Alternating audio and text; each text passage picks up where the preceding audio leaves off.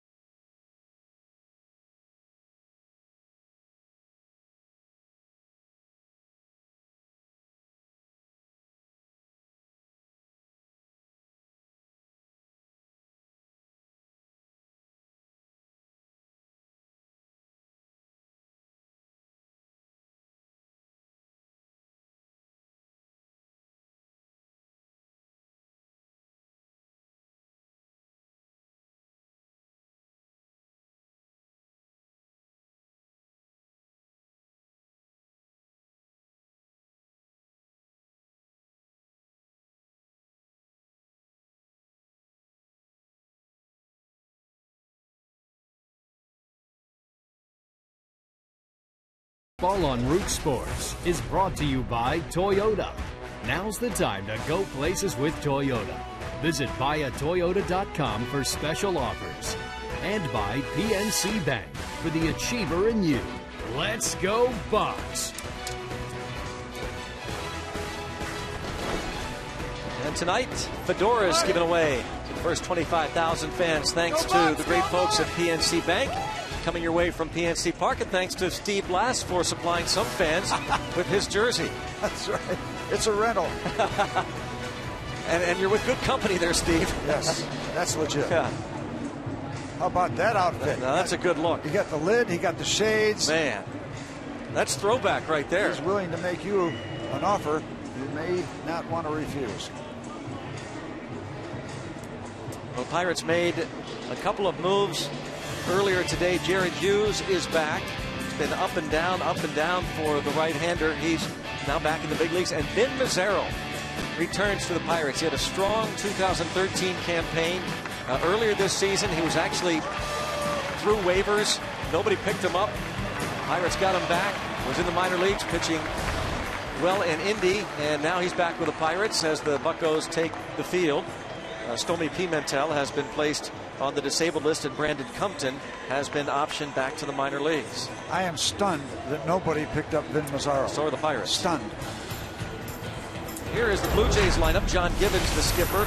Jose Reyes leads off. Then it will be Melky Cabrera and Jose Bautista with Edwin Encarnacion hitting cleanup. Brett Laurie, 5 straight multi-hit games for the Canadian native. He's at third base tonight. Colby Rasmus homered again last night. He's in center field. Steve Tollison is at second base. Josh Tolley always catches R.A. Dickey.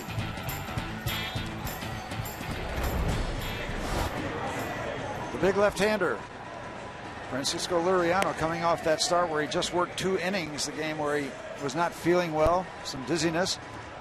The season for Francisco so far.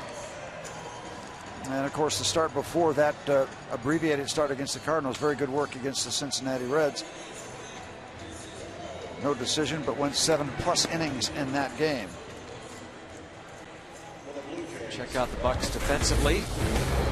Center field, of course, is Pedro Alvarez. He's flanked by Josh Harrison in right field. Harrison, good job hitting against Dickey over the years. Marte in left, Alvarez, Barmes on the left side, Walker Sanchez on the right side, and Tony Sanchez catches Francisco Liriano.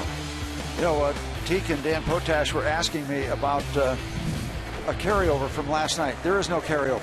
It's a brand new night. Nothing that happened last night is going to guarantee you anything tonight. So, as many managers will tell you, it all depends on what happens with your starting pitcher. Pedro Alvarez, one of last night's heroes, is ready at third, and so is Francisco Liriano. If I said that Pedro was in center, I apologize. I'm sure somebody'd love to play center field. He's, of course, at third base and indeed one of the heroes, and Andrew McCutchen is in center field. Jose Reyes batting right-handed against the lefty Liriano.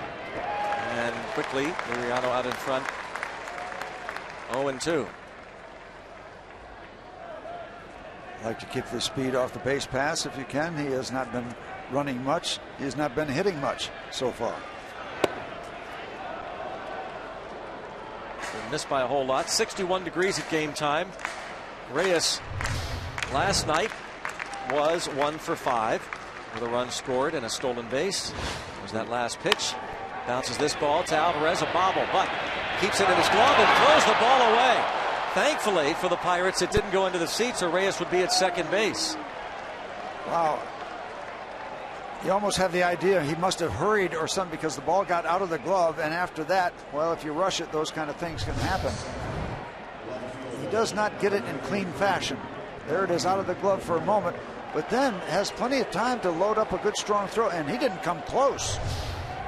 Caught a flyer. That is error number 6 for Pedro Alvarez. He has been having some throwing issues lately. So I hope that gets straightened out as Melky Cabrera steps in. It really did not look like he rushed it at all. He set his back foot and this airman. Cabrera 1 for 5 last night, a career .375 hitter versus Liriano. To left, Marte coming in. And 1 out. We certainly don't want to give this Toronto lineup any free passes or base running opportunities via the error route, because they're just such a good hitting ball club. You don't want to help them out. They're good enough on their own. Jose Bautista 2 for 5 last night. A couple of doubles, an RBI double in the 5th inning. He has a 12-game hitting streak. And he has reached base safely in 29 straight games. Should be double play. Barnes to Walker to Gabby Sanchez. So Liriano picks up Pedro Alvarez, cleans things up. Half inning, Toronto nothing, and Pittsburgh comes to bat.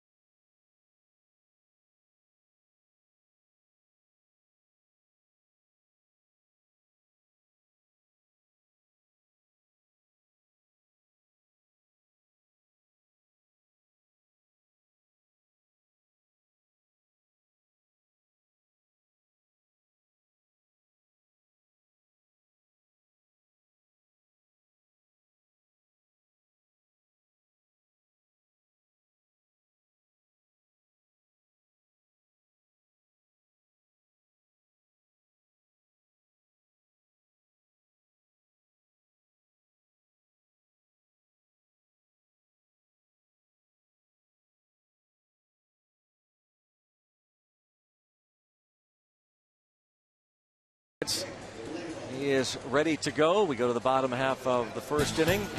This is the rest of the Pirates lineup. It is brought to you by Toyota. Harrison, 16th career game batting leadoff. Be followed by Neil Walker and Andrew McCutchen. Pedro Alvarez hitting cleanup. Gabby Sanchez bats 5th. Starling Marte in the 6th hole. Then it's Tony Sanchez, Clint Barmes, and Francisco Liriano against the knuckleballer. A lot of speculation about R.A. Dickey. He's one of those guys that creates a lot of buzz when he gets ready to pitch, because the knuckleballers, well, when they're good, they're very, very good, and when they're not making that knuckleball dance all around, it can be a long evening.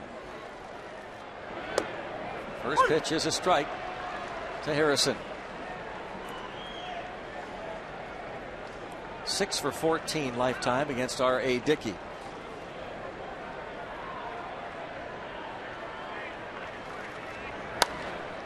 Pops this ball up and out of play, off to the right. Cy Young Award winner.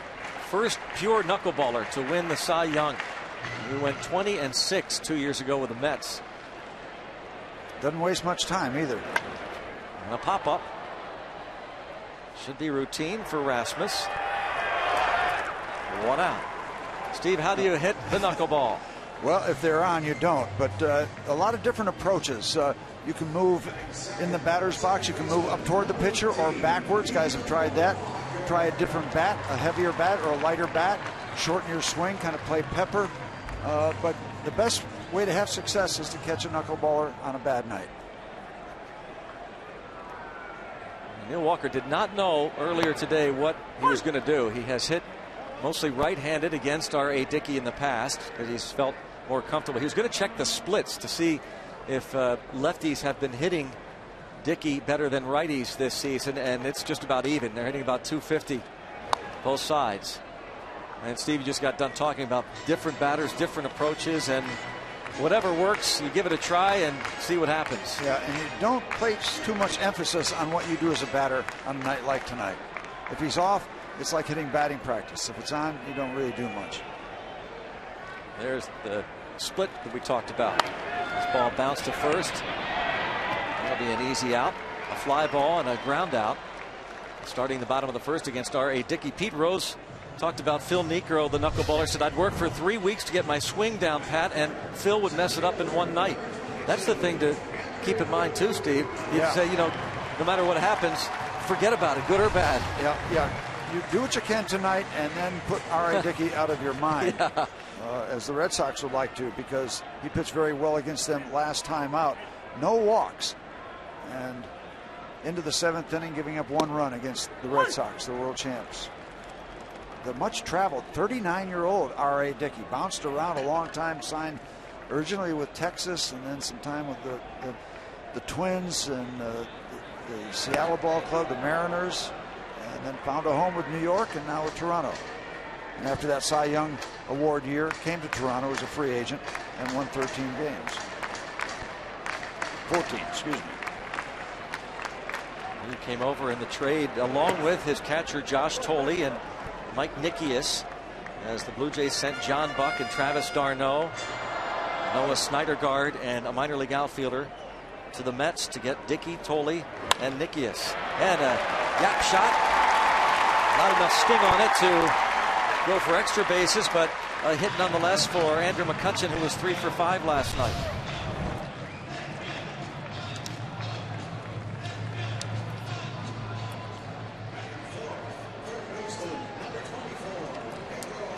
It's hard to analyze what anybody does against him.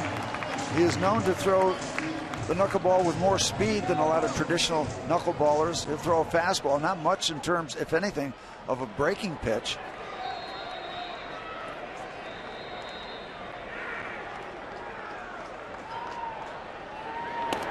And the ball gets away.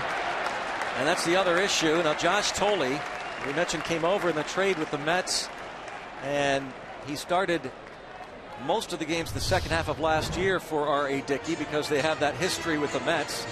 But sometimes it is a difficult ball even to catch. Oh, yeah. Let alone hit. Got to be a pass ball. It's there and then it's not there. Bob Uecker would say the way to catch a knuckleball is wait until the ball stops rolling and then pick it up. Yeah, go back to the wall and get it. It's a great line. He said he'd met a lot of fans over the years catching knuckleballers because he'd be going back to the backstop and chatting with fans in the box seats behind home plate. Special glove that a lot of knuckleball catchers use, similar to a modified first baseman's glove with more padding. Well, what Willie Stargell say? He used to be trying to eat soup with a fork. Yeah, a lot so many lines. So many great lines. Yeah. Bobby Mercer says trying to hit a knuckleballer is like trying to eat Jell-O with chopsticks. And trust me, every pitcher has tried it. Every pitcher, but you got to be consistent with it. 4-pitch walk.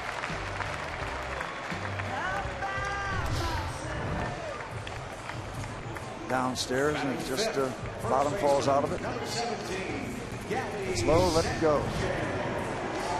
Gabby Sanchez talking to him before the game about how he said, I want to be sitting heater, that fastball, at about 83.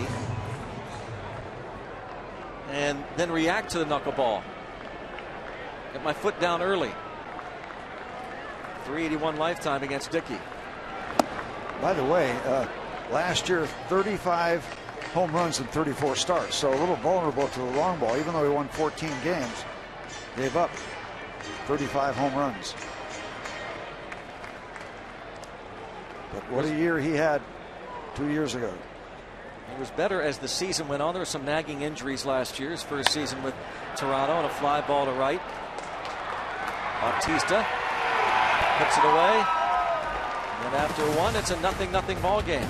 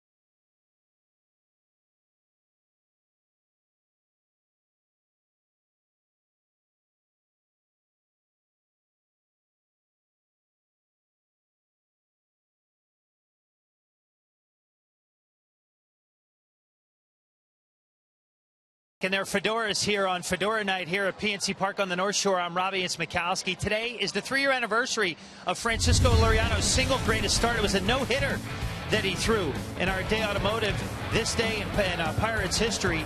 It took 123 pitches and 6 walks to get through it, but Adam Dunn hit the line drive right there, or not there, strikeout. He hit a line drive into Matt Tolbert. That is it. That is what ended the game. And Greg and Steve, Liriano told me it was a huge moment for him for a lot of reasons. Number one, the team was losing a lot, and it gave him a boost. Secondly, he wasn't pitching well, and he was really on the verge, if he did not have a good start, of going into the bullpen. He had an ERA of over 9.13 going into that start, which is the highest any pitcher had coming in to throw a no-hitter. He said he wasn't throwing hard that day, and a few double plays helped him behind him, and he executed with men on base, and he still has his gloves, spikes, jersey, and lineup card all at his home in the Dominicans. We get another look at the final out, what looked like to be a line drive hit, and just a fantastic moment for Francisco Liriano at U.S. Cellular Field in Chicago, May 3rd, 2011, and a fantastic memory for the Liriano family. His mound opponent that night was Edwin Jackson, who had thrown a no-hitter the year before. So Liriano became the first pitcher in big league history to throw a no-no against an opposing starter who had thrown a no-hitter the season before. And as Robbie said, a very special night, his first career complete game. And Tony Sanchez. Boy, back-to-back Sanchez gets it. Yikes, this is the first one. They were trying to buy him some time, and then he got it again. That's the first one. The second one got him below the waist. So he buys himself some time by heading to the mound. Tough start for a Saturday night.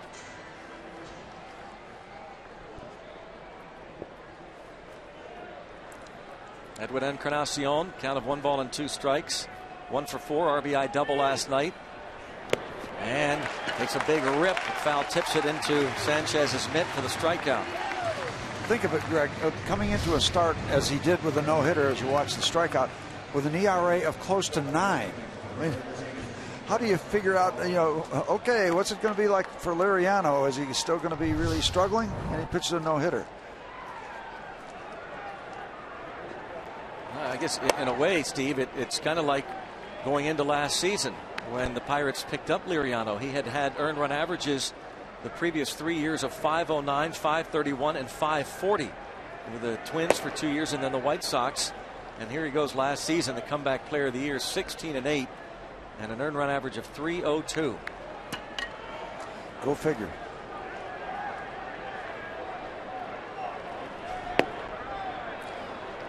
You mentioned that the no-hitters against Edwin Jackson. I think Liriano, I think we said that he walked 6, and Edwin Jackson's no-hitter, he walked 8. I guess that was back in the day where you left them in if they hadn't given up any hits yet. Popped up toward Josh Harrison, getting the start in right field. Jay Hay with the catch. And the wind looks like it's blowing out from right toward left and center. We'll have to watch that as Colby Rasmus steps to the plate. Rasmus was 1 for 4 and homered last night. He's homered in back-to-back games. The former Cardinal.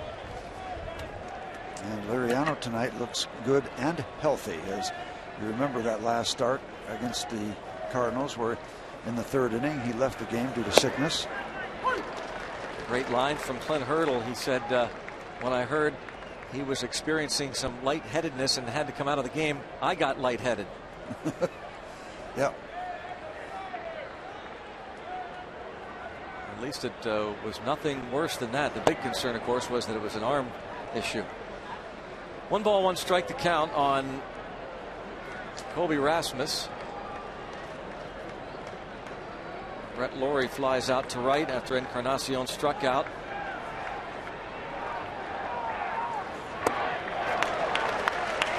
One and 2. It's a perfected breaking ball. That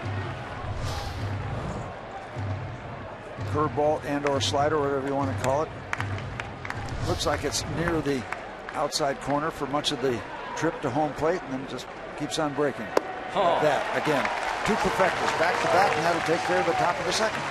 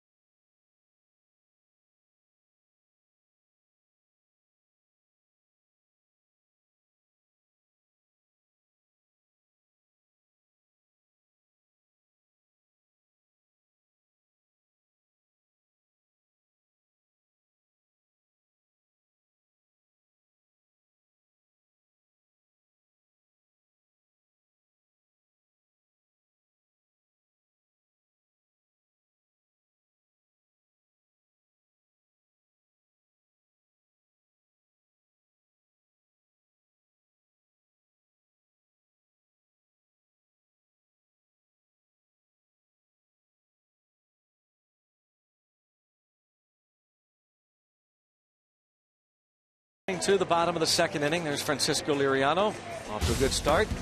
Well, we want to see how you root for the Bucks. Be our AT&T fan photo. Show us how you root for the Pittsburgh Pirates. Maybe you've got a fedora on tonight. Maybe at home or even here at the ballpark watching the game. A couple of fedoras there. Show us how you root for the Pirates. Maybe get your Jolly Rogers set up.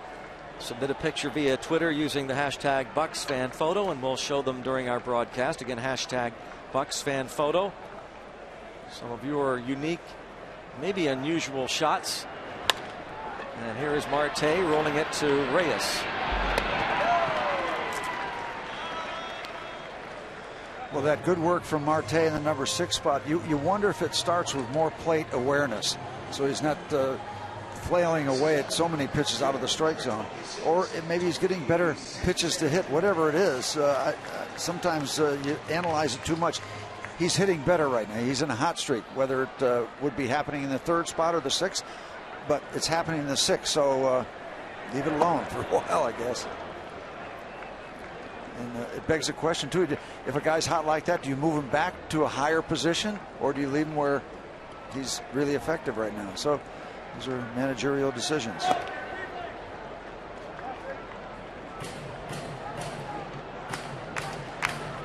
Manager Clint Hurdle has Tony Sanchez hitting 7th, batting .303. A couple of hits last night for Sanchez, and bounce to Reyes on the backhand and on the move and the stretch.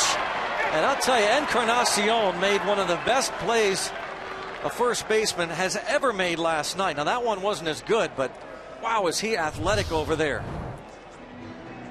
There's the start. Good play by Reyes, but he hooks it a little bit. I think he might have come off a little bit and then got back into contact. Maybe away a little bit, but then he pushes back. And that was in the neighborhood of last night's play, but you're right. That was a click better. This one wasn't too bad. Tabata hit the ball last night. The throw was from the pitcher Morrow, and Encarnacion made the stretch. The one-time third baseman still plays over there. A lot of first base now. Clint Barmes, 4 hits in 30 at bats.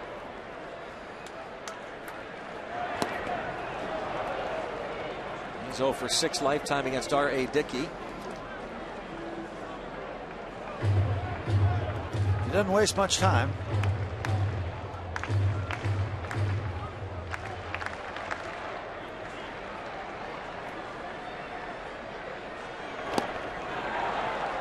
Foul tip and able to hang in there in and out of the big mitt from Josh Tolley.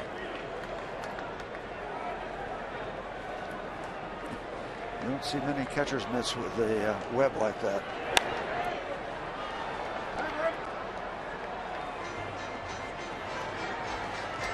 R.A. Dickey, Steve mentioned, a first-round pick of the Rangers out of the University of Tennessee in 1996. Big-time prospect and a hard thrower back then. Just before signing, they discovered that he had no ulnar collateral ligament in his elbow, and that cost him about $75,000 in signing bonus money. Ball in the air to right and out of play. Does that mean he can never have Tommy John surgery? I think not. Not necessary, especially not now that he's a knuckleballer. The fastball flamed out. He embraced the knuckleball around 2005, 2006. He worked with Phil Niekro and Tim Wakefield. And as he has said, he throws an angry knuckler, a harder throwing knuckleballer than a guy like Wakefield.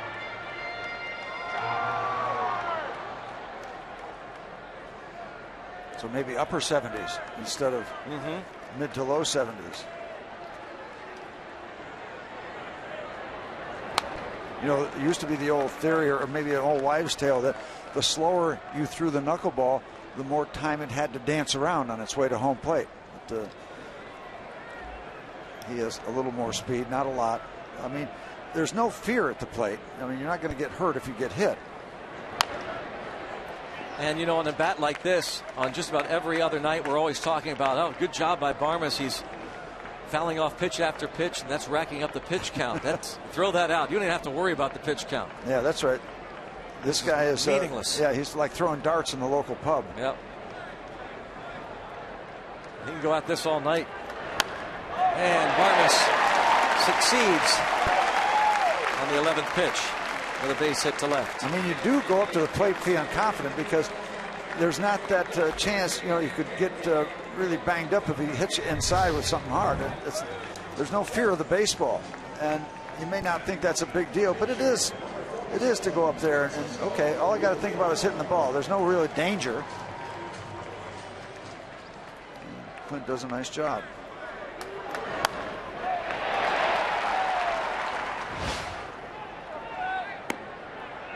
Strike on Francisco Liriano.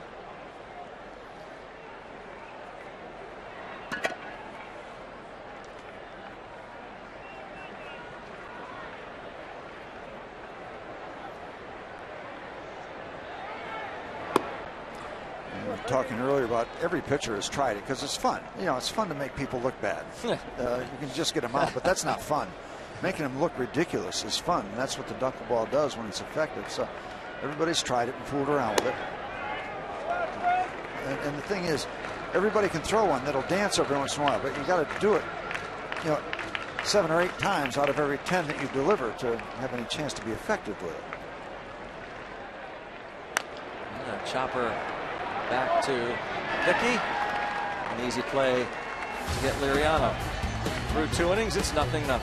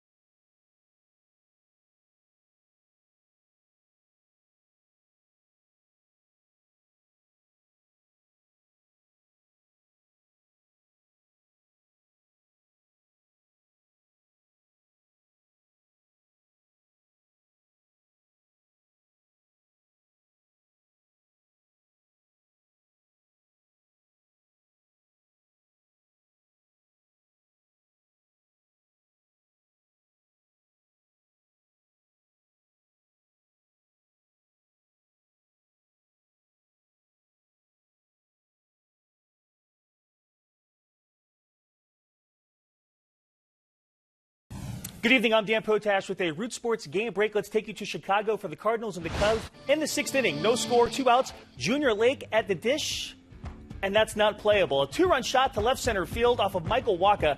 The Cubs take a 2-0 lead, win it 3-0. They've taken their first 2 games of the series. Look for the sweep tomorrow. For more of tonight's game, let's go back down the street to Greg and Steve. Guys? And Dan, last night they beat Adam Wainwright. The Cardinals are suddenly struggling. They've lost 7 of their last 11. Jake Arrieta made his season debut coming off the disabled list for the Chicago Cubs in that 3-0 shutout. 0-0 tonight here at PNC Park. Remember last year when all we talked about with the Cardinals, how they hit with runners in scoring position? Well, apparently they're not doing it this year. They're really struggling offensively. It runs in cycles. Steve Tollefson takes a strike. Pedro, every time they get the ball thrown around to get it back to the pitcher, this happens. So it's a knuckleball night and looking pretty good. I wonder if down the road, if they needed an emergency pitcher, if Pedro would be able to convince Clint Hurdle to let him try it. No. No? It was Mike Karp, I think, of the Red Sox, who was forced into duty last week and was throwing anything up there. Yes, he did. Strikeout. Tony Sanchez will have to throw to first base, but he throws it away. And they're going to wind up with a runner at second base. You can see Tony Sanchez. He has the issue. He's trying to work through it. Tried to take his time. Step toward the pitcher's mound. Give him an angle.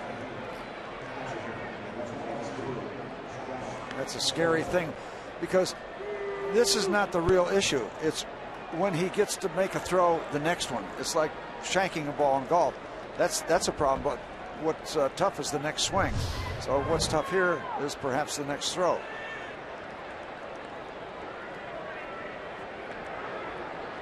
Let's hope for Tony Sanchez's sake that this error doesn't prove as costly as the one earlier this season. On a strikeout, kept an inning alive, and it cost the Pirates a couple of runs that inning. Ended up losing that ball game. Bouncing ball just inside the third base bag. You're going to wave the runner home. Marte has a shot. It's strong, and Sanchez applies the tag. There's a pick-me-up. A bullet from Marte, and you knew Sanchez was not going to give ground. What a big play for the Pirates. What a big play for Tony Sanchez. Runner holding up to make sure it got by Pedro Alvarez, and then he goes for it. What a throw. And Tony Sanchez guarding the house. Surprising a bit that Luis Rivera would send him, but you do have a pitcher coming to the plate. When Marte had that ball just as Tolleson was rounding third.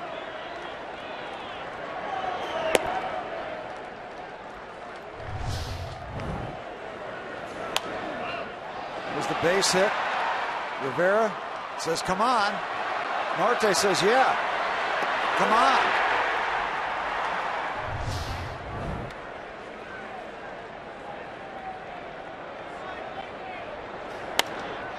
Dickey drives one the other way, going to be out of play. No issue with that play at the plate, as Sanchez has the ball. You can block that plate when you've got the ball.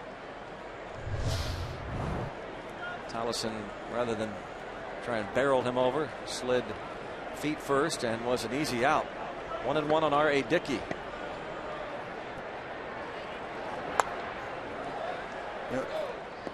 I'm not making this up, Greg. You saw I was down fooling around in the clubhouse waiting to do an interview, and I was talking to Tony Sanchez, and I just said, hey, I happen to agree with you. Collisions at home plate are part of the game, and a catcher coming out of a collision like that and holding the ball up and showing the umpire is part of that. And he was one of the first advocates that said he was okay with collisions at home plate. And he certainly was okay right there. You're not making that up? No, I mean, it sounds like, yeah. Hey, I was talking to Tony Sanchez before the game. Yeah, Very timely conversation. Well. R.A. Dickey gets wood on it, but rolls it to Walker. 2 outs. Tolle ends up at third base. He got a base hit with Tolleson at second, and he went to second on the throw. Now he's at third base on the ground out. Brings up Reyes. Reyes reached on an Alvarez error, leading off the ball game, and Liriano picked him up.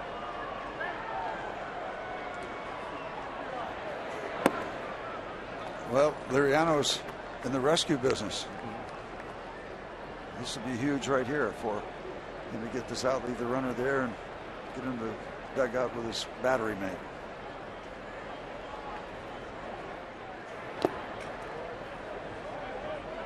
Tony Sanchez with the block.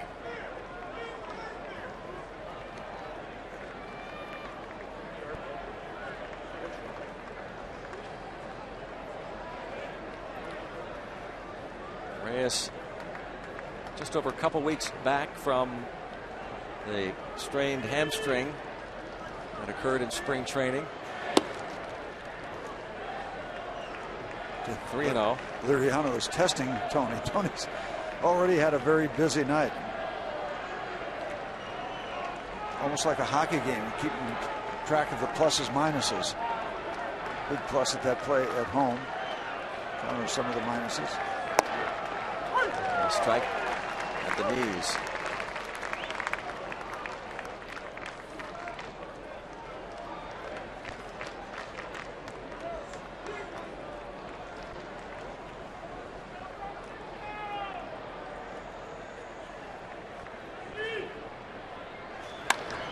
Driven toward the left center field gap. Hit hard by Reyes.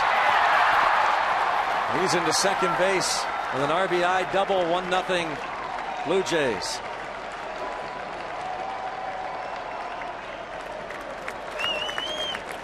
They were in the two-base business last night.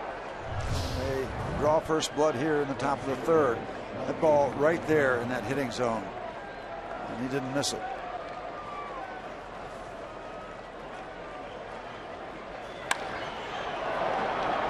Toward the notch.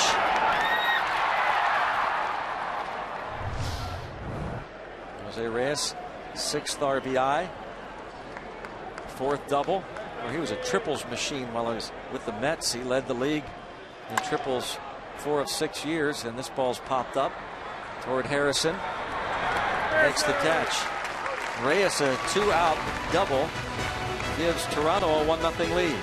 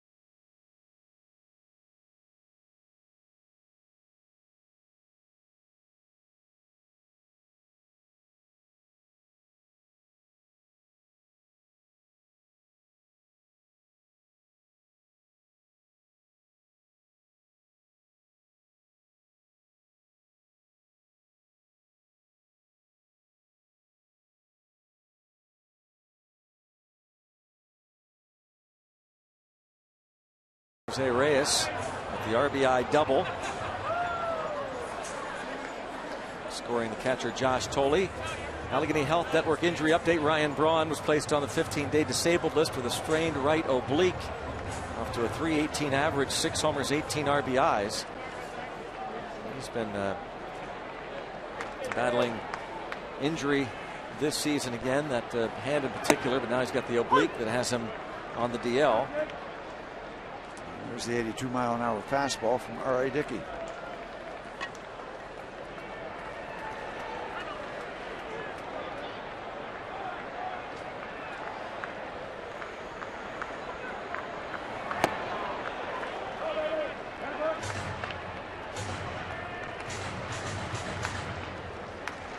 To the count. His last start, he threw more fastballs than he had previously. Down on strikes. First K for R.A. Dickey. Must be feeling stronger.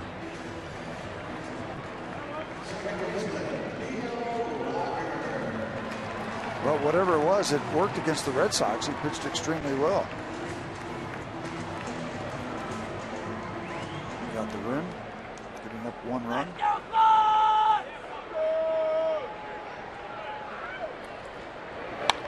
Yeah, ground ball to first. 2 quick outs.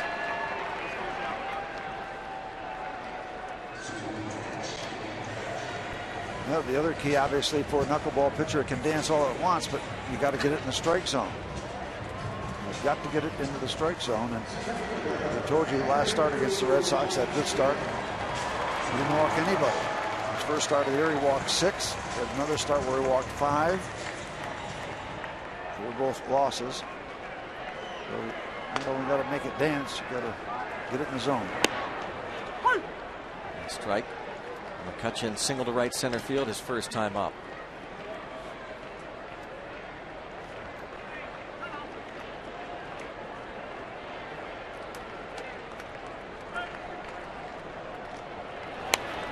The other thing you think about against a knuckleball pitcher, if you get a guy with speed on the base pass, do you automatically run because it is such a challenge for his catcher to do the things he needs to do to throw out a base stealer?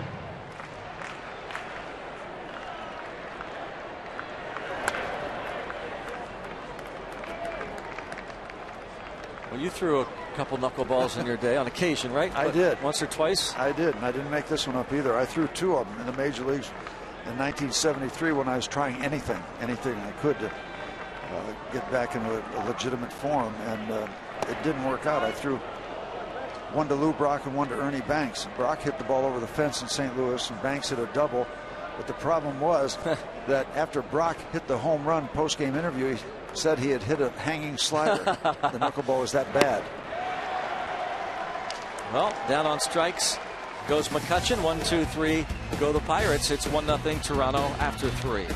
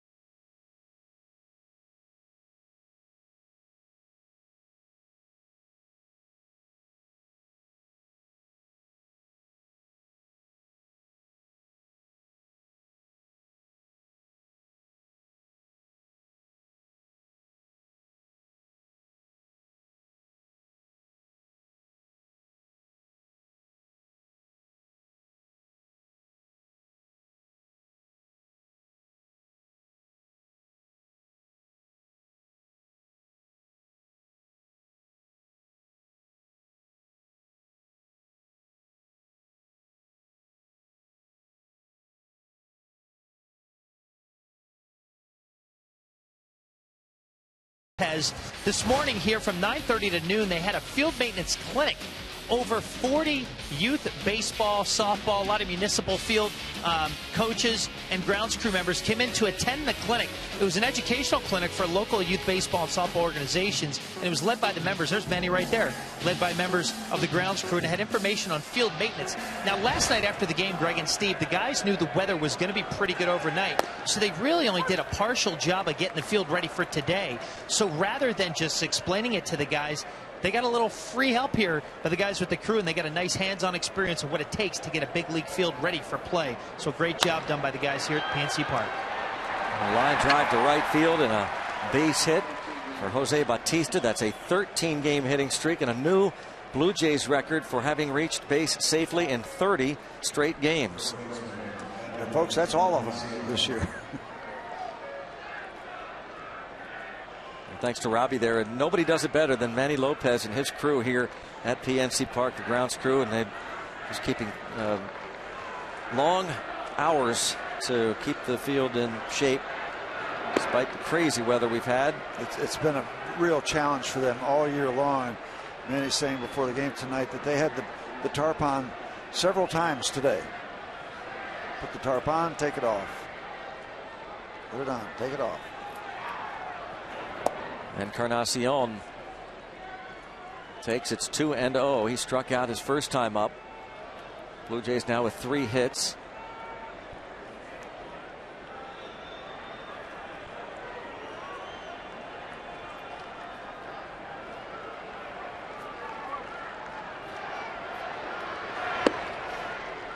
Three and 0, not close.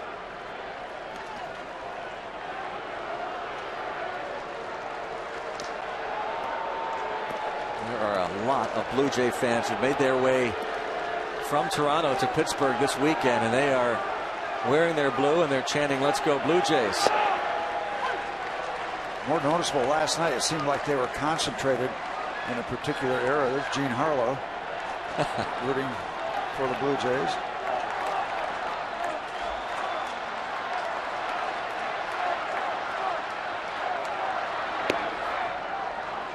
I guess we've just established a new rivalry, haven't we?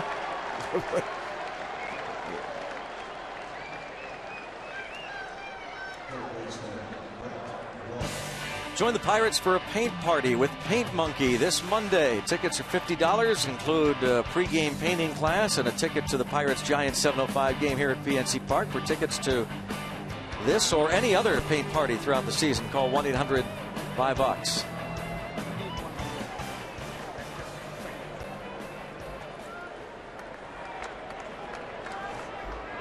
Matt Cain scheduled to start Monday night.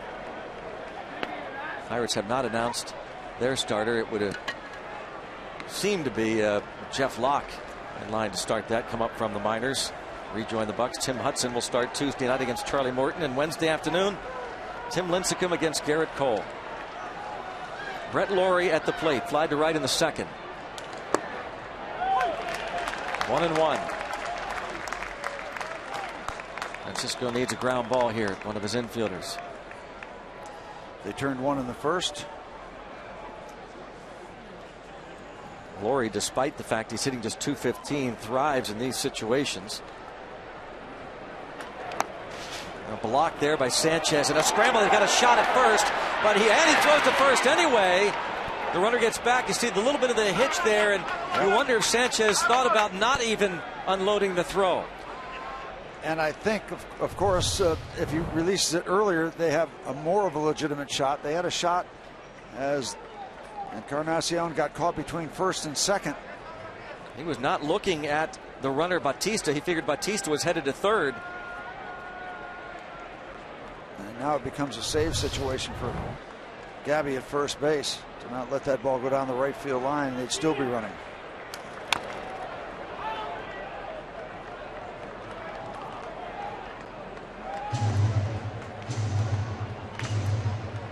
Well, I certainly know what it's like to be out there when you're not sure, and you just wonder if Tony is able to wash that bad throw away and turn it loose with confidence. And sometimes it's easier said than done.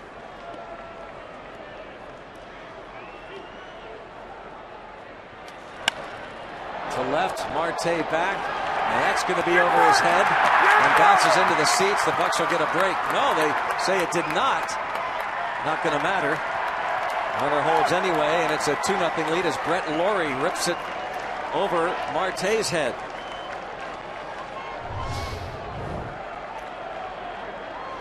And he squared up on this one right on the inside part of the plate. See the bounce, and it stays in.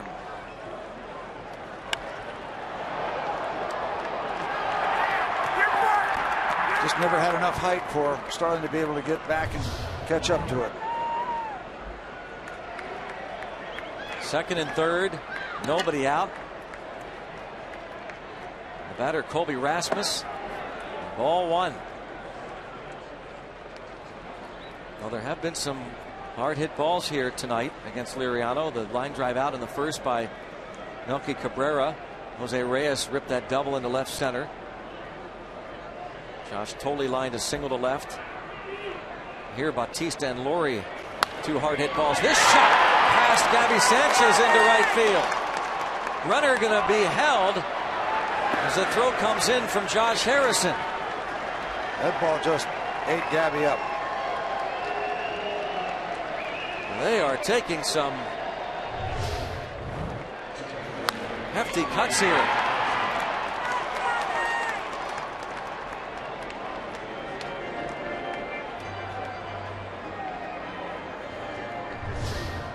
Sanchez and Alvarez were playing even with the bags against Rasmus, and he smoked it past him for an RBI single. Ray Searage pays Liriano a visit. Liriano had a 1-2-3 second inning. He got out of the first following the Reyes play where Alvarez threw past Gabby Sanchez. Got a double play ball to end that first inning mini threat. Gave up 1 run last inning, and now he's given up 2, and still nobody out here in the 4th. You know, the Toronto Blue Jays have that reputation of being a team that can really knock the ball around the ballpark, although their team average is kind of in the middle of the American League teams in terms of numbers, but you're not swinging like that here in the top of the 4th. Steve Tollefson struck out but reached second on the throwing error by Tony Sanchez. Infield is at double play depth. Looking for an out. Any out, any kind of out right now to stop things momentarily.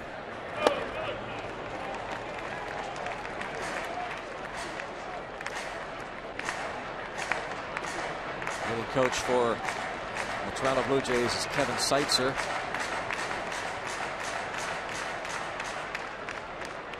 Tollefson recently up from AAA Buffalo, the son of a former big leaguer. In fact, his dad was drafted by the Pirates in 1977. Wayne Tollefson. That's going to be a trouble to get to. But Walker gets to. The second base umpire, Bill Miller, calls Rasmus out. Apparently, Walker made the tag and threw to first to get the double play. Run scores. It's 4-0. Well, you're almost willing to make that deal with the way things are going. Yeah, Pirates were set up for that. The double play ball. And he does get the leg of Rasmus. 2 outs, 4-0 Toronto.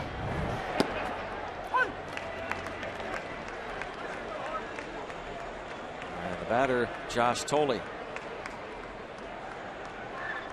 Singled to Marte in the 3rd. Marte threw out Tollefson trying to score. Look out over there. Thank goodness. Above the Pirates dugout.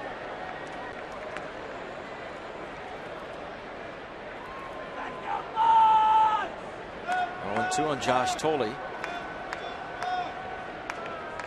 Came in hitting .393 in a dozen games.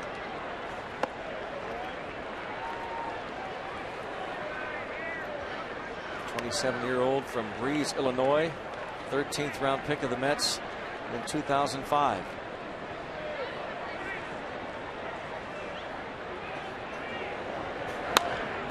Bounced right side. Gabby Sanchez started to go that way. Now it's to scramble down the bag, and he doesn't.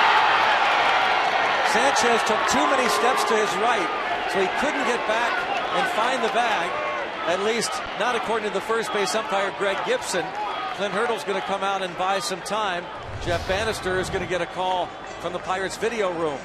I think if he's got the bag, he's out. Yep. He's on the bag. The throw obviously beat him. If there's any doubt they'll be challenging this one. Yeah, he's out. This shouldn't take long. Sanchez just did get back to the bag after taking a couple of steps to his right. Pirates will challenge it.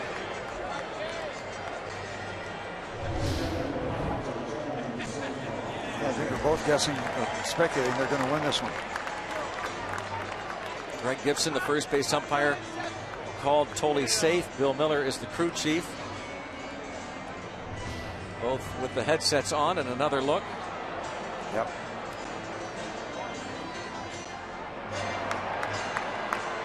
And of course, fans reacting to what they see up on the big screen out in left field.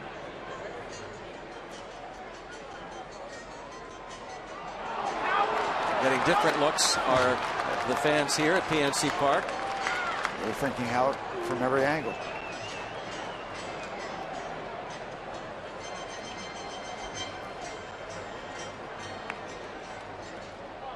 Greg Gibson looking out toward the video replay.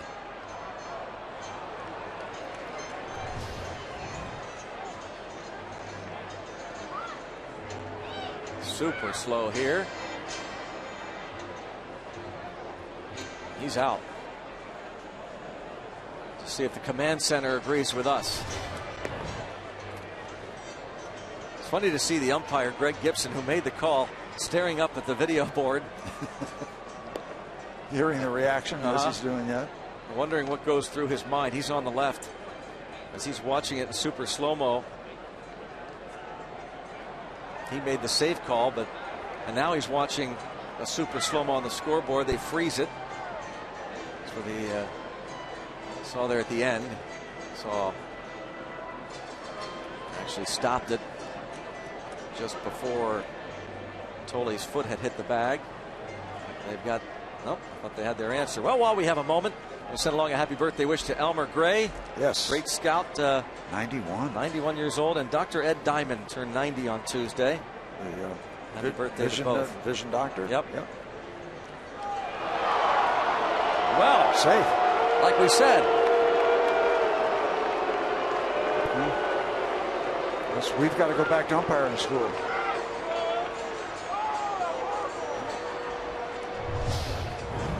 In your mind, Steve, is this not overwhelming evidence? Watch the foot. It's got to be overwhelming evidence. Foot's on the bag, right? Is that not overwhelming evidence? Yeah. And if it's not, then throw replay out the window. Forget it. I mean, that is amazing. It doesn't make sense. It does not make sense. And we would say that regardless where the call went. I mean, come on. Understand if it's too close to call, but if you're going to use replay, and you can stop it like that. Yep, and it's overwhelming evidence. Ball shot off the glove of Barmes into center field. This will put runners at first and third. What is going on? E6.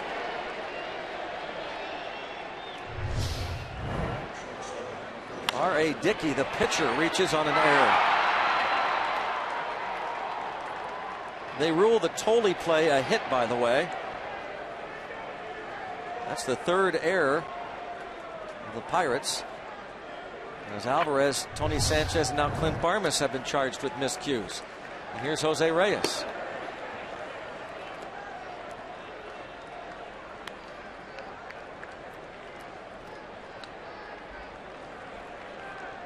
We've actually seen managers get called out, ejected on similar plays, and Alvarez goes through with the play, but it's a foul ball. And you wondered if Clint Hurdle was assuming he was watching that play on the scoreboard. Here's another look at the foul ball.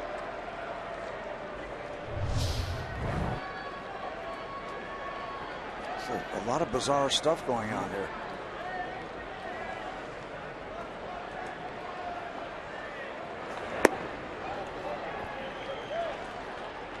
Two and one on Reyes.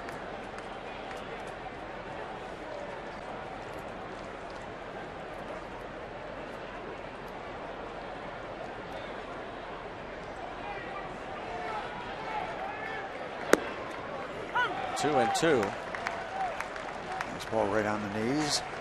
3 runs in, and a call that went against the Pirates in what clearly showed Tolley was out, and an error could cost Liriano and the Pirates more runs unless he's able to get Reyes. Melky Cabrera is on deck. It's 3 and 2. It's first and third with 2 outs. You're talking about a situation in the 4th inning where this ball game could turn. They're heading into the heart of their batting order. Popped up. Foul territory. And just runs out of room, does Alvarez. Are you sure that ball was foul? Maybe we should take a look at it on the replay.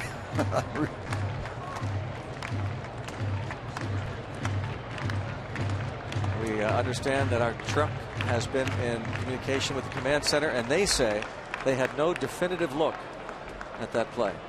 We did. I guess they didn't. And ball 4.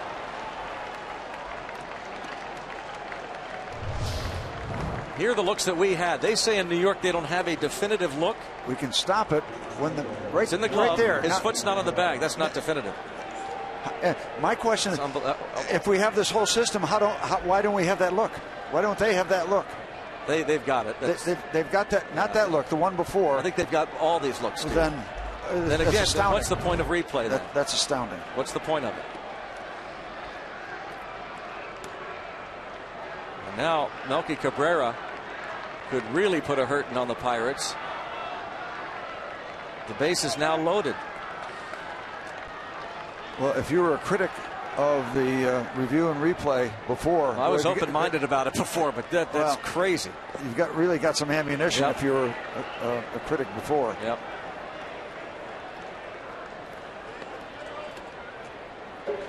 It's not Greg Gibson's fault. He's the one that called it. It was bang bang.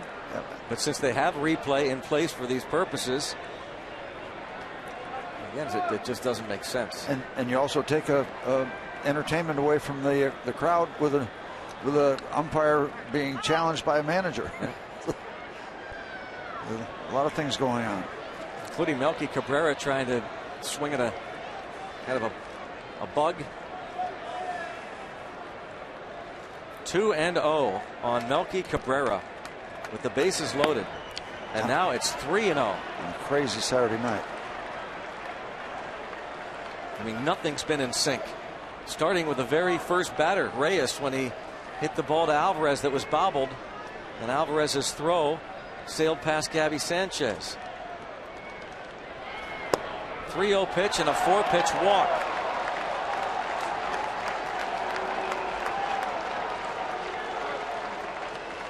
Forces in a run. And it's 5-0. And the Pirates are going to have to get somebody up in their bullpen. And the batter is Jose Bautista. It is Jared Hughes. Here comes Clint Hurdle. He's going to make a change. Hughes has been up, and that is going to be it.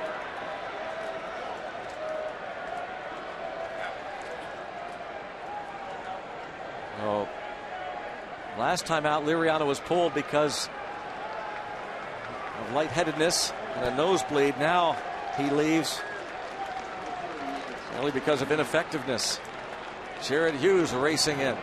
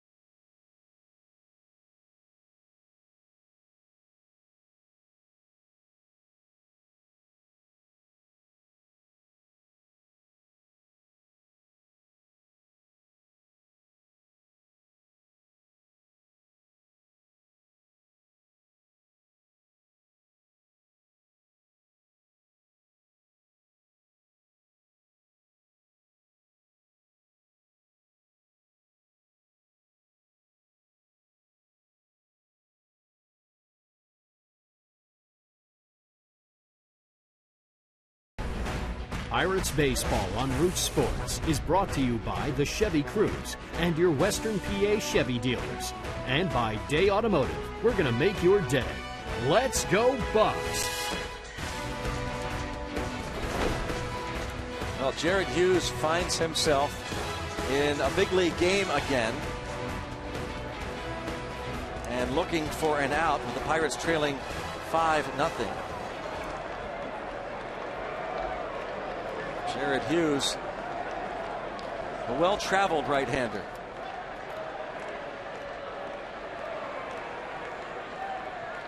Shuttling back and forth between Pittsburgh and Indy. Strike is called.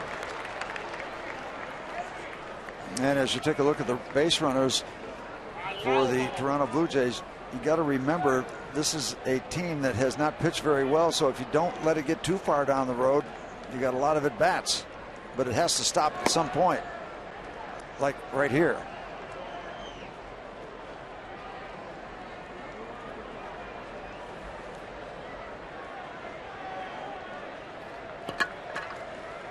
Tough situation to walk into with Batista up. Bouncing ball, hard hit, backhanded. Barmes throw to second, and they get the out as Walker just does find the bag. Whew. A wild top of the 4th inning.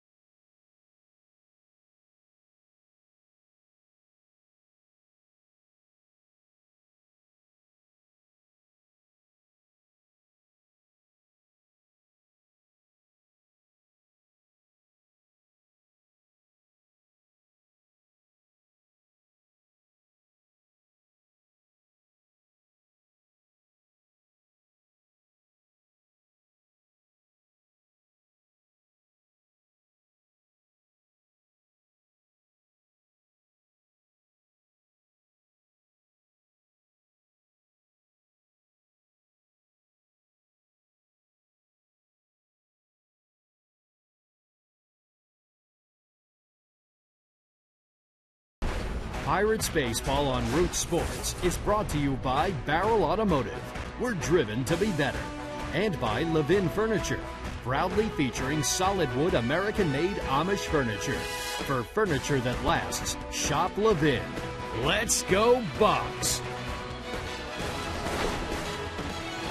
A rough night for the defense for the Pirates. A rough night for Francisco Liriano as he goes 3 2/3, gives up 5 runs, 4 of them earned on 6 hits. Not quite as bad as the 10 runs he gave up August of last year, his worst outing as a Pirate at Coors Field in 2 1/3 innings. 12 hits. So he bounced back from that start. And we'll hope that he'll bounce back from this one. See if the Pirates can't somehow find a way to get him off the hook. Strike called on Alvarez. He walked his first time up on 4 pitches. Goes the other way and passed the shortstop, Reyes. So maybe R.A. Dickey will be a little bit vulnerable in that he hasn't pitched in quite a while. Long time since he's back out there. Kind of a slice to the opposite field.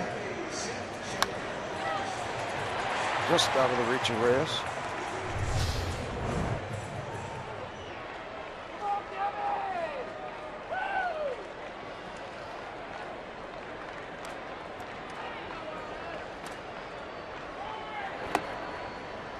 Ball 1. Gabby Sanchez flied to right his first time up, and again he came into this game a career .381 hitter against R.A. Dickey.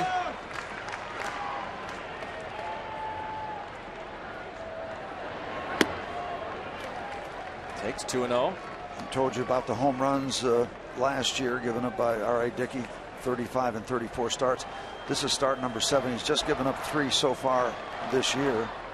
2-in-1 game to the Astros. Robbie Grossman and Jonathan Villar, the shortstop, and the other one a couple starts ago to Nelson Cruz of the Orioles. And he falls behind Gabby Sanchez 3-0. Certainly not a stranger to the Pirates with his work with the Mets. He's 3-2 in 6 previous starts. He had one of his finest career starts ever against the Pirates. Did R.A. Dickey a couple years ago against Pittsburgh. Became a National League All-Star. And he walks Gabby Sanchez, so maybe opening up the door. Well, one of Pittsburgh's first true superstars, Ralph Kiner, was a Hall of Fame slugger for the Pirates, a distinguished baseball announcer, and a known name among the Hollywood elite. Celebrate one of baseball's most beloved figures with interviews from his teammates, fellow broadcasters, and Ralph Kiner himself. A special Inside Pirates Baseball tomorrow at 12:30 on Root Sports. Marte takes ball 1. I think you were talking about Pete Rose and his quotes about facing Phil Niekro. You get your swing down and you have to go through this. Well, Marte has got his swing down. You hope it doesn't get screwed up too much by the knuckleball. Dick Allen had a great quote about facing knuckleballers. He said, I never worry about it. I just take my 3 swings and go sit on the bench. I'm afraid if I ever think about hitting it, I'll mess up my swing for life. That was Dick Allen's quote about facing the knuckleball. 2-0 on Marte. That's a strike call. You have never heard as much about any particular pitch as you have heard from legitimate major league hitters about facing knuckleballers. I mean, the quotes are all over the place. The frustration is all over the place. Such a fascinating pitch. R.A. Dickey, when he won that Cy Young Award a couple years ago, said it finally legitimizes the pitch and knuckleballers winning a Cy Young. There was a lot of debate as to whether a knuckleballer should have won it. Well, he beat out Clayton Kershaw. He went 20-6 at the age of 38, winning his first Cy Young, and was the first Met to win it since Frank Viola. And he comes back and he gets Marte. And a very uncertain swing, one of many of those types of swings you'll see. And I know you compiled a list of really, really effective knuckleball pitchers that hadn't won the Cy Young. And I don't care what you're throwing. If you have that kind of year, what difference does it make what kind of pitch? Yeah. Dwight Gooden and Tom Seaver were the other Cy Youngs, but he was the first 20 gamers since Frank Viola. There's a base hit to left, and the Pirates will hold. Now the ball was dropped by Cabrera, but it's not Alvarez's fault. He had already stopped. And rightfully so. Well, you're down 5-0. You're going to take a chance. You don't need to take any chances. The big reaction by the fans was after the fact. He had stopped. Nick Leyva puts on the brakes right here. And there's the drop, and now he doesn't know he's going to drop it a second time. And once the big bull had his momentum stopped, hard to restart it. Just in case the Pirates get their bullpen going again. Ball 1 on Barmes, who singled to left field in the second. A long at bat that first time against R.A. Dickey. You don't want just one here. You just want to bust it open. Whoa! Ball gets away, and so Alvarez will score anyway. There it is. 2 sides of the coin for the knuckleball.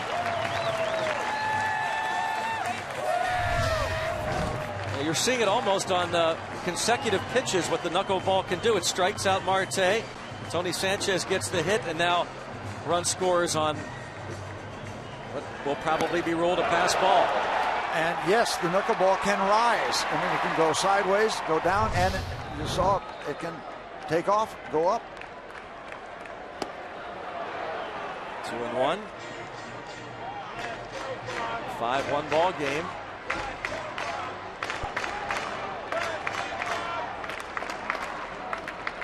Joe Torre said, you don't catch it, the knuckleball, you defend against it.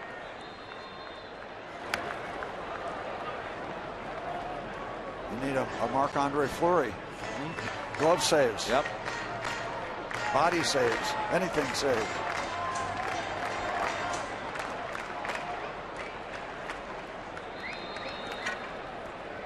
Two and two on Barmes. Chopper toward third. Bucks will get a run out of it. 2 outs. RBI for Barmes makes it 5-2. Okay, you're back in the baseball game. And now, this is a tough call for Clint Hurdle. It's only the 4th inning. And he'd like to have gotten more out of Jared Hughes than just one batter, but he's got that runner at third base, and he sees an opportunity to try and get a run. Even with 2 outs, Vin Mazzaro will be the new pitcher as Jose Tabata bats for Hughes.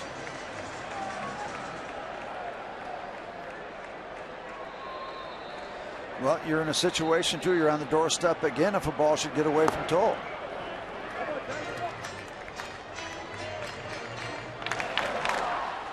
Ball 1.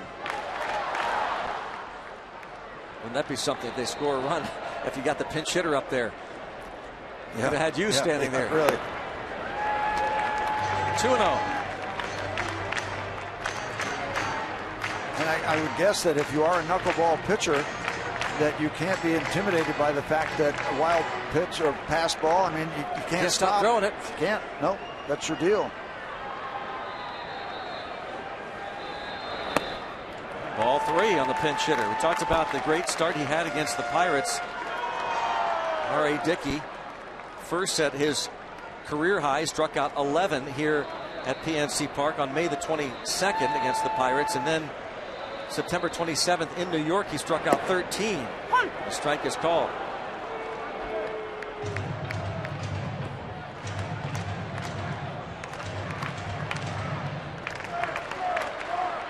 Led the National League 2 years ago with 230 strikeouts his Cy Young year. Bounce to first. Pirates pick up 2. And after 4 innings, it's now 5-2 Toronto.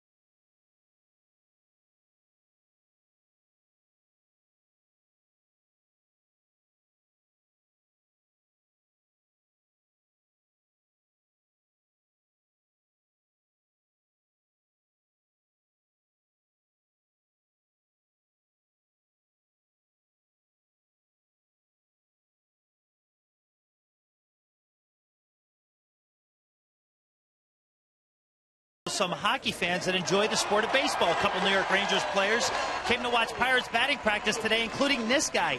It's JT Miller, who's a lifelong Pittsburgh Pirates fan, lives here in the offseason.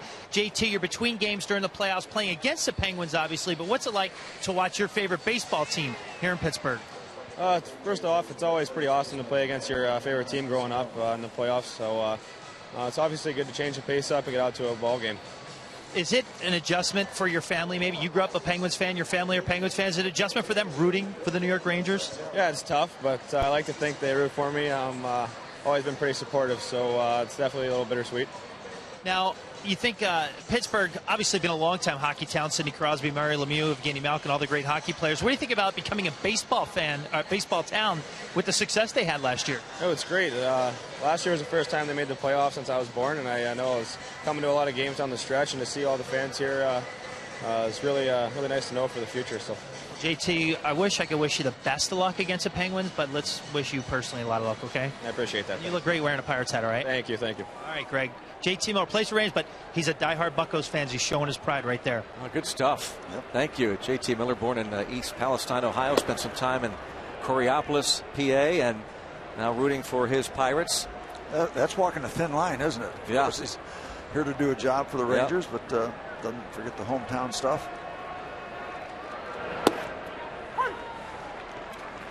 Vin Mazzaro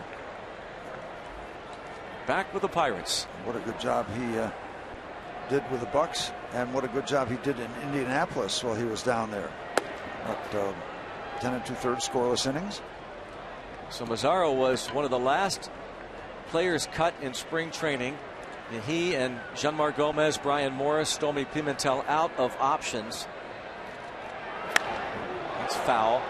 So Pirates had to make a tough decision by designated him for assignment. He passed through waivers. And about a week and a half later, Pirates got him back. As Steve said, doing good work at Indy.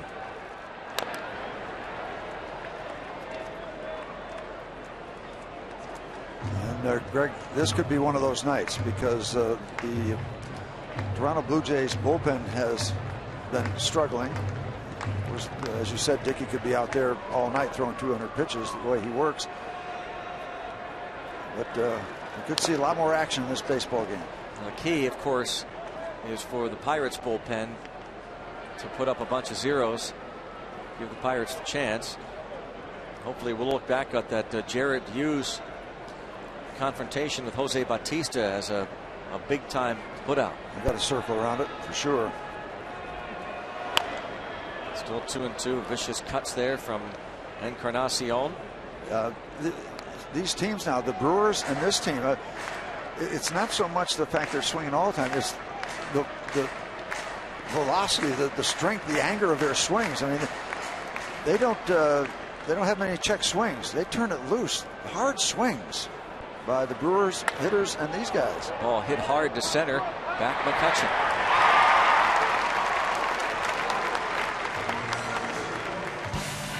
Pirates host the Cardinals May 11th, 8:05. 1 week from tomorrow night, the first Sunday night baseball game ever at PNC Park. Be here as the Pirates host their rivals in the National League Central Division, the Cardinals. Of course, they took them to 5 games in the National League Division Series. Go to Pirates.com for tickets. A week from tomorrow, 8:05, Sunday night baseball here at PNC Park.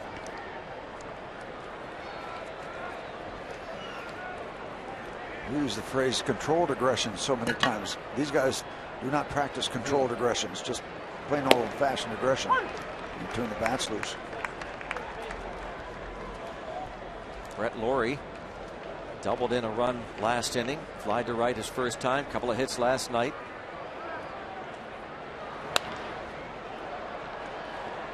.21 RBIs. He's in the top 10 in ribbies in the American League. Talking about the Brewers, this was a first-round pick of the Brewers 6 years ago. 16th choice overall in 2008 from Langley, British Columbia. And he lines it to right.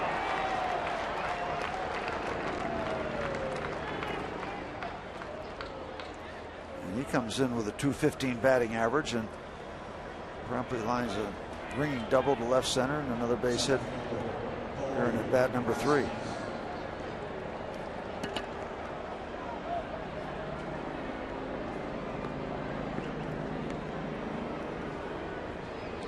Erasmus has struck out and singled to right.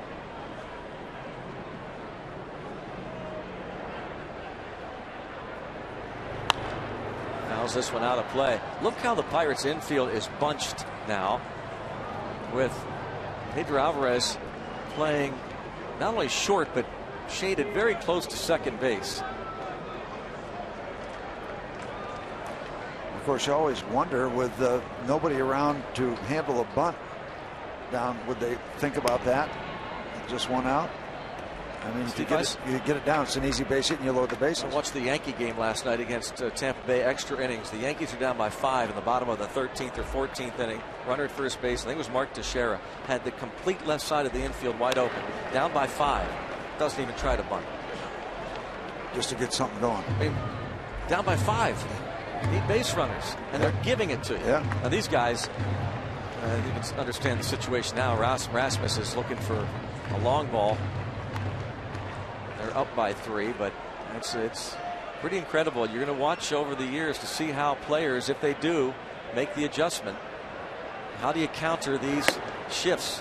I think as it goes along, you're going to find guys that are going to do more. I think it's going to evolve into a practice to go that way, to try to counteract the clog, the defensive clog you have out there. Oh, look at that. Alvarez and Barmes can practically shake hands. 1-2 on Colby Rasmus. So Alvarez turn a double play like a shortstop a little over a week ago. Neil Walker fed him, and Alvarez said to Neil Walker, well, it's nice quick feed, and Walker said, yeah, I want you to do the same thing. Get that ball in a hurry to me. Yeah.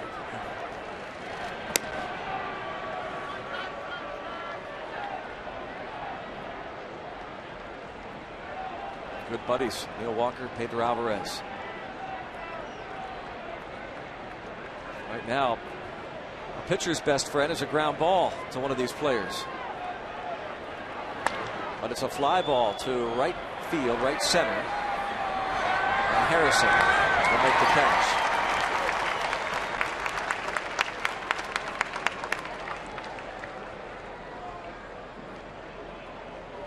Jay Hay makes the play in right center, and now Steve Tollison. Well, Greg, I had an extended conversation with Neil Walker about Major League Baseball being in the age of the shift, and he went on and on about what it means, what it does, the comfort level, the complications it might involve with your first baseman in terms of who goes where, how far off the base he goes, because of where. Standpoint. Yeah, so it's kind of interesting conversation about the shift from the Pirates' second baseman. How about against him, Steve? The other day, I think it was in Baltimore. The Orioles shifted him. He was a left-handed hitter. They shifted him like he was a left-handed pull hitter. They didn't have anybody at third base. That's the other thing too. I asked him about that. What did he say? Yeah, he said, I try not to get too involved because sometimes you fall into the trap of trying to beat the shift instead of having good at bats. But yeah, we covered both sides of the fence with him. So, that'll be on the pregame show on the radio side tomorrow. That'll be right after we talk to Neil Huntington on his radio show, and I'm anxious to ask Neil Huntington's take. You don't want to beat that into the ground. I've got to ask him what his thought was about that replay. It ends up costing the Pirates. It screams some to runs. be addressed. Yep. It screams to be addressed. And he'll be asked about it. Clint Hurdle after the game. 0-2 on Tollison.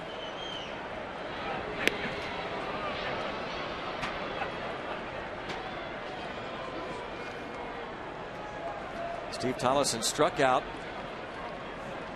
but reached on the throwing error by Sanchez in the third, and then he was thrown out on the throw from Starling Marte. He hit into a double play his last time up. I mentioned his dad Wayne, who was listed as just 5'9", 160 pounds, switch hitting infielder, was a star football player with Western Carolina University, and drafted by the Pirates in the 12th round of the 1977 draft. He turned down the Pirates offer, went back to school. He ended up being drafted the next year by Texas, and he played in the big leagues with the Rangers, the White Sox, and the Yankees for 11 years. So Wayne Tollison's son Steve, who had a pinch hit triple last night, starts tonight's game at second base for Toronto.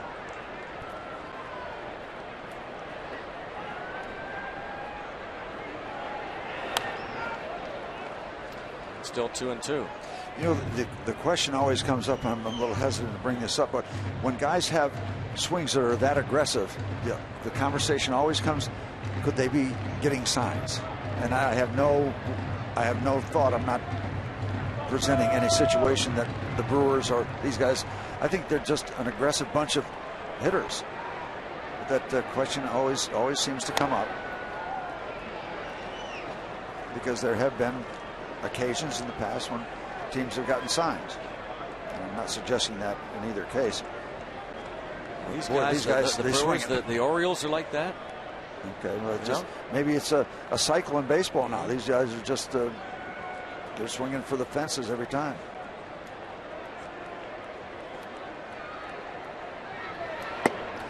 And you can't just automatically eliminate that by buzzing somebody or hitting somebody because they're swinging too hard, because that doesn't stop it. But you know what? It makes you feel a little bit better as a pitcher. You guys are trying to hurt me. Well, maybe I can hurt you.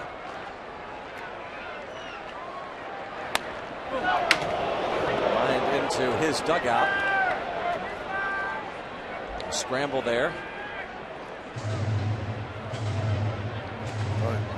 When you see people laughing, you assume everybody's okay.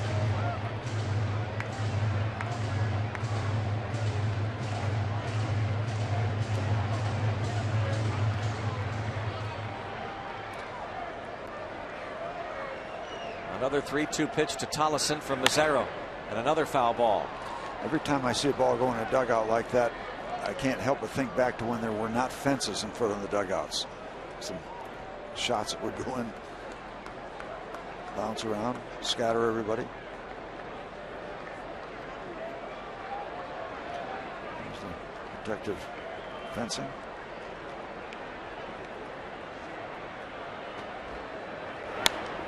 Wow. Tollison can't seem to get rid of him. Seen 10 pitches from Vin Mazzaro.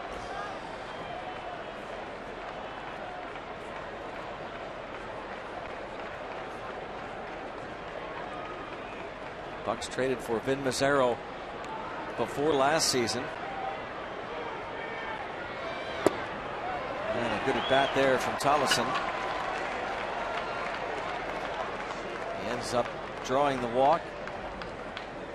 Now Mazzaro will face Josh Tolley, who is 2 for 2 with a couple of runs scored. And here comes Ray Searage.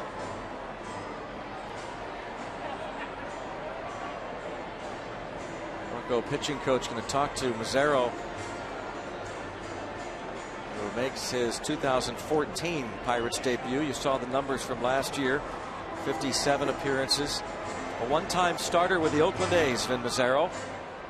Spent a couple of years in Oakland, a couple of years in Kansas City.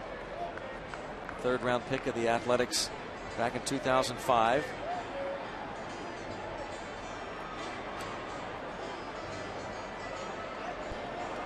Well, we have a moment to congratulate Boomer and Lindsey Graham on baby Caleb Christopher, also known as Ultimate Warrior Graham. It's Tyler's brother and now nephew. Tyler works in our trailer, one of the gypsies. Had an enjoyable dinner with Tyler this evening. Did you ask him about that? He didn't mention it. Okay. No. I mean, was it enjoyable for Tyler? That doesn't matter. I enjoyed his company. I hope he felt the same. Ball one on Josh Tolley. Tolley hit that ball to the right side of the infield, where Gabby Sanchez had taken just a couple of steps to his right, then saw that Walker was going to make the play. And Sanchez scrambled back, got the throw from Walker. It was bang bang at first. The initial call from first base umpire Greg Gibson was safe. Clint Hurdle came out, challenged it, but the New York Command Center,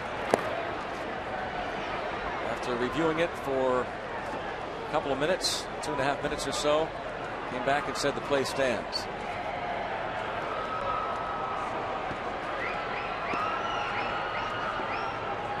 was 2 minutes and 15 seconds. And so Hurdle loses the one challenge that he had. And now it's 3-0 on Tolley. You wonder if they were thinking about just working around Tolley to get to R.A. Dickey, but that's playing with fire because it would obviously load the bases, and here we are. I don't know if Ray Searage went out and talked to him about that particular subject, but now with 2 outs, get the red flag up. Call to the bullpen. The inning started with a line out to center by Encarnacion. Brett Lawrie single to right. Rasmus flied out to Harrison and right. Now back-to-back walks, and R.A. Dickey, who reached on a Clint Barmas error last inning and grounded out his first time, takes a strike. The call went to Jeanmar Gomez. R.A. Dickey, a career 186 hitter. Pops this ball up. They had Harrison playing shallow to begin with, and he comes on and makes the catch. It's not easy. Nothing's easy tonight.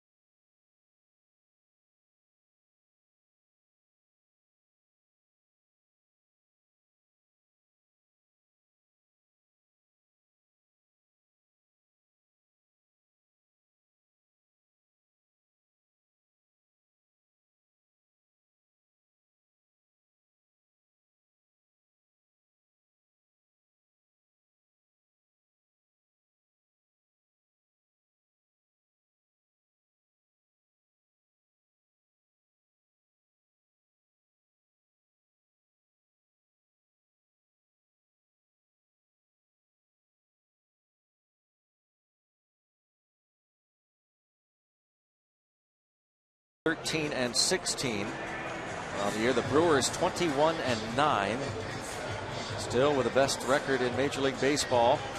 Started the day 6 up on the Cardinals, who lost again to the Cubs. Pirates 9.5 back. Josh Harrison 0 for 2 against R.A. Dickey. Fly ball to right.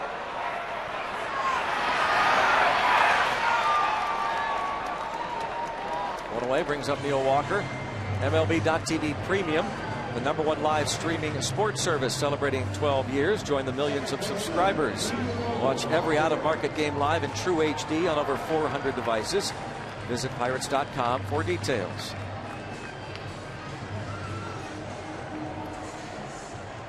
Neil Walker has twice grounded out to first baseman Edwin Encarnacion. How about the Toronto Blue Jays leaving 3 men on base the last 2 innings? Of course, the previous inning they had already scored 4 runs, but I thought it was critical to put up a 0 in the 5th inning, because you score a couple, you feel like you're back in the ball game. You certainly want to put up a 0 in the top of the 5th, and it wasn't easy, but they did just that.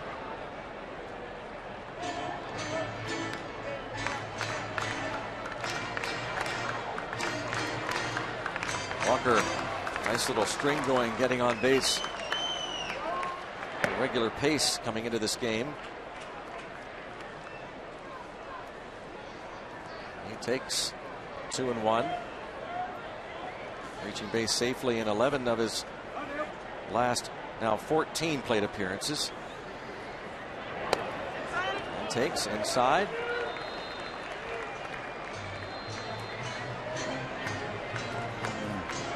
I think he has quieted, at least for the time being, some of that talk about, oh, should I keep hitting right-handed? Well, the question is, should he keep hitting left-handed now? One thing at a time, perhaps. 3-2. We've joked about that here he's now batting .400 as a right-hand hitter, .233 as a left-handed hitter. So when will those questions come up? How many times do we use the phrase small sampling? Yep. Not an extended number of at bats, but certainly enough to get your attention. Ball 4. Oh, he's aboard for McCutchen. Walk number 3.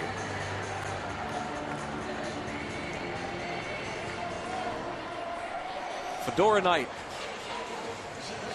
It's a good-looking lid. I saw you had your horse initially taped on that lid. Yep.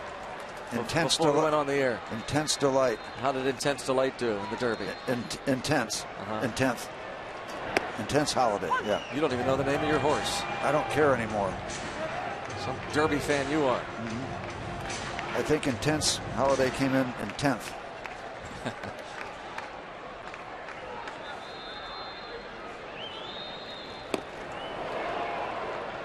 1-2 on McCutchen. McCutchen with a base hit in the first inning. His third hit in 17 at bats against R.A. Dickey. Lifetime 8 strikeouts for McCutchen against this knuckleballer.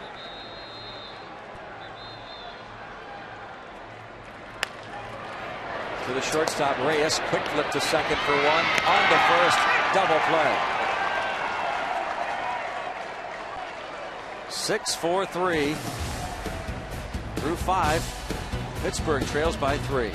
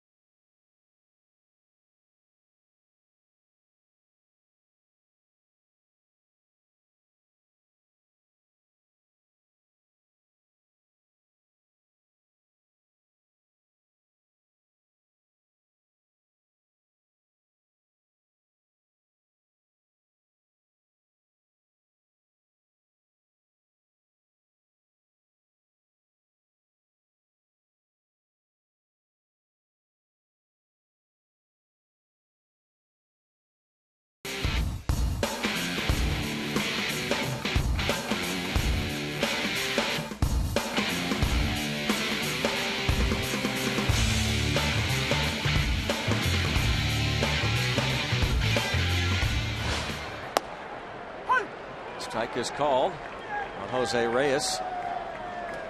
Reyes has reached on an error, doubled in a run, and walked. Melky Cabrera on deck.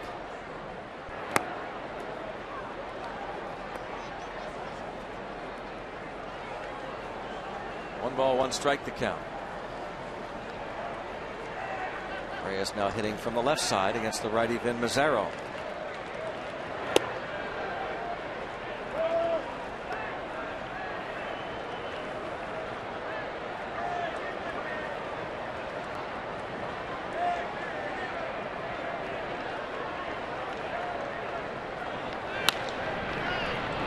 Grounded 4-3 on the put out. We have a tweet.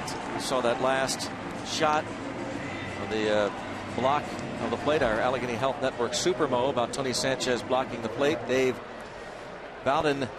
Now, wasn't Sanchez blocking the plate there? I don't understand this rule at all. Talking about that collision rule that was adjusted this year. Now, if the catcher is without possession of the ball and blocks the pathway of the runner, the umpire shall call or signal the runner safe. This is Rule 7.13. And the runner may not deviate from his direct pathway to the plate in order to initiate contact with the catcher. The runner would be called out. So that Sanchez had. That third paragraph makes it okay, doesn't it? Yeah, exactly. Right there. Sanchez had the ball. Unless the catcher has possession, and he did. Can't be there without the ball. 2-0 Melky Cabrera. I think people initially felt like it was a major change. It's not a. It's kind of a subtle change. The intent was to try and stop base runners from veering from their path to try and knock or barrel a catcher over. Yep. And that catcher shouldn't be there if he doesn't have the ball, but if he has the ball, then you got the issue.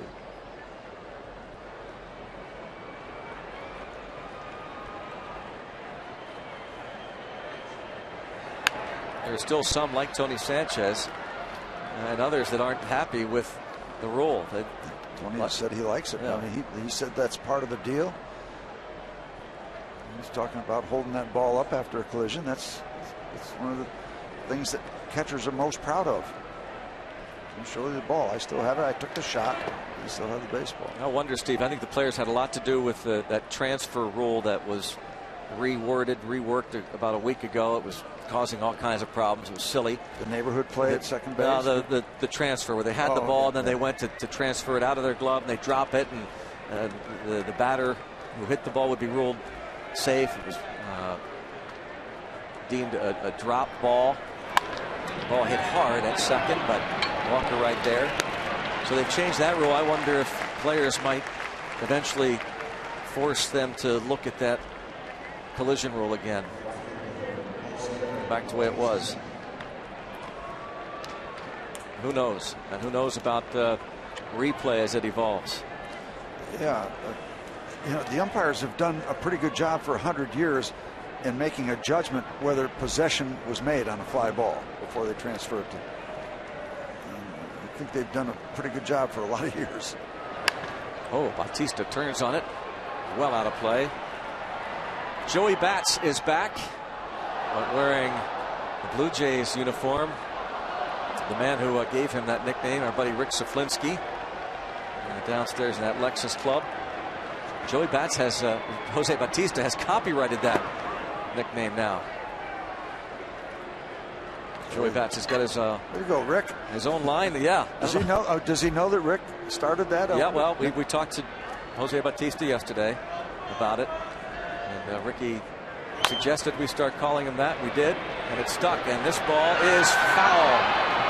A late decision by Pedro Alvarez, and a smart one. Yep, that was a good one. Lay off that ball. We talk about a good take when you're up at the plate. Well, yeah. This was a good leave. He had no play at first base.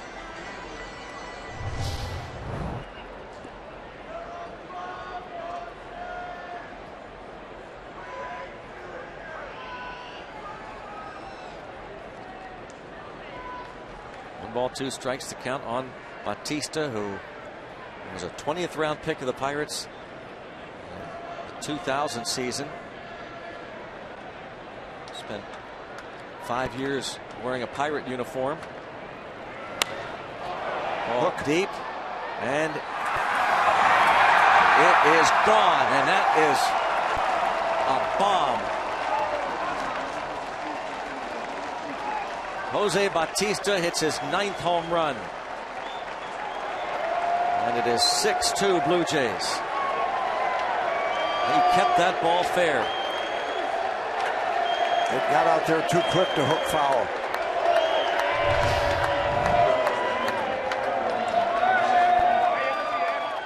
That inside part of the plate, the power zone for the power guys.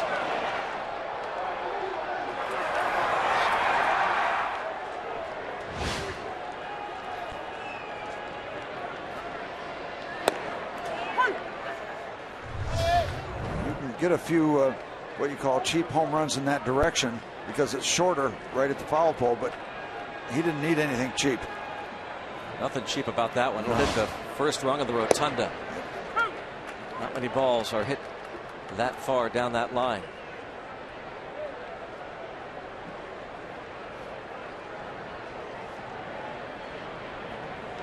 Joey bats the ball hard, doesn't he? Yes.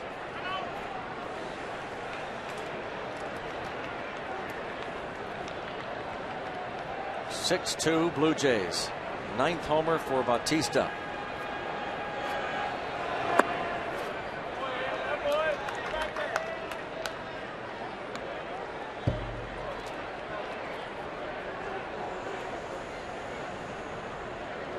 When you think of it, all 3 balls hit in this inning have been smoked. 2 right at Neil Walker in this home run. It was a hard hit ball. Barnes to first. 2-out home run for Jose Bautista. Gives the Blue Jays a 6-2 lead.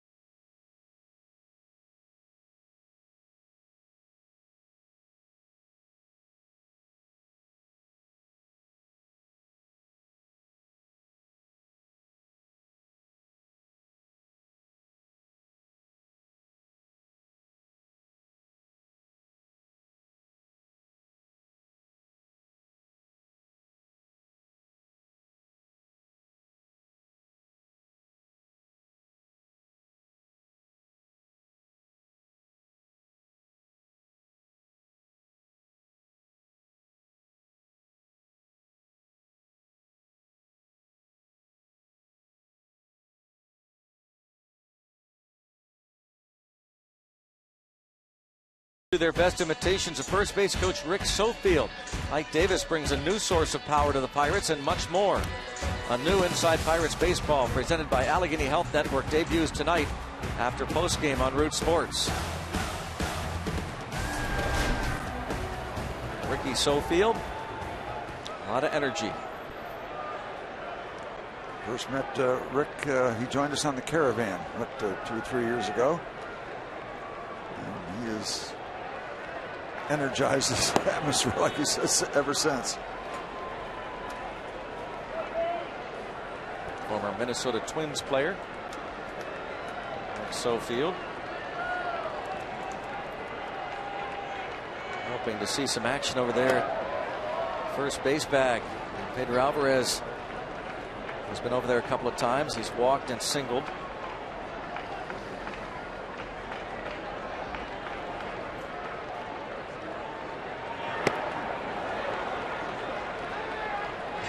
That's 1-2.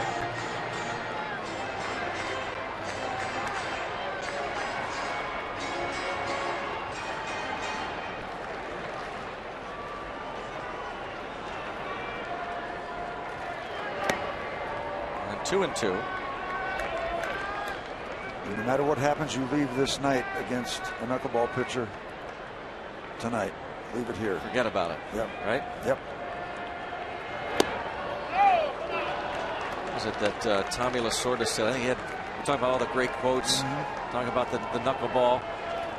He said, "You just don't want a knuckleballer pitching for you. Of course, you don't want pitching against you either. Just don't want one." Yeah. Charlie Lau, the great hitting coach, said there are two theories on hitting the knuckleball. Unfortunately, neither one works. And tonight, the Pirates have 4 hits, 2 runs against R.A. Dickey. It's bounced to second baseman playing a shallow right field. So it begs the question, Greg, why aren't there more pitchers throwing the knuckleball? Because it's not as easy as it looks. It looks like you're just playing catch with a ball that dances all over the plate. But first of all, it's tough to make it dance like that, and then it's tough to get in the strike zone. So a lot of people think, first of all, it's not a knuckle. It's not a knuckle. It's a fingernail embedded either in the back of the ball itself or many times in the seam.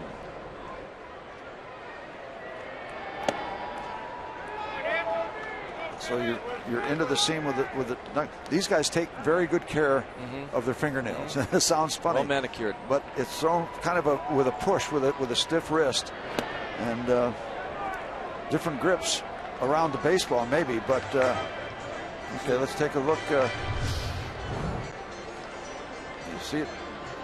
Fingernails are digging into the baseball, and you can throw it over the plate. You can make it dance. Everybody can kind of make it dance a little bit, but throwing it over the plate, it's no good. Unless you said too, Steve, it's pushing the ball. Yeah, you don't get a lot of wrist into it. That would promote, I think, the possibility. You don't want to throw it and get a lot of wrist involved, because that would promote more spin. So you throw it out, and it just goes out of there. Nobody knows what makes it do it. It's physics.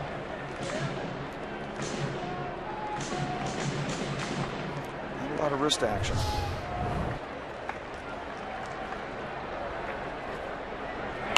You said too, Steve, you got to really keep working on it all the time. That was Phil Niekro said to Tim Wakefield after Wakefield was having his trouble with Pittsburgh and eventually let go. Really having a miserable time. He worked on it obviously with Boston in their minor leagues, and Niekro said he's got to keep learning. He's got to eat, sleep, walk, talk the knuckleball until it floats into his bloodstream like a spirit inside of him. I mean, that's how dedicated they are, these knuckleballers, to that pitch. And it's a select club. You know, Charlie Huff worked with Tim Wakefield, I believe, also. Down the line and left. I remember trying to hit against Phil Niekro, and I almost got it. I moved way up in the batter's box one night down in Atlanta. Mike Lum, who now works for the Pirates, minor league system. Yep, and he was playing left field. And back in the day at Fulton County Stadium, there's a short, not too tall fence, and Mike Lum went back and, you know, wasn't a spectacular catch, but didn't quite get enough of it. But it was a very comfortable at bat. I mean, just frustratingly comfortable. Well, you had to hit against him more than once or twice, right? Yeah, that's close. See how the hand comes up, because you're not wristy, so your hand comes completely open after you release the ball.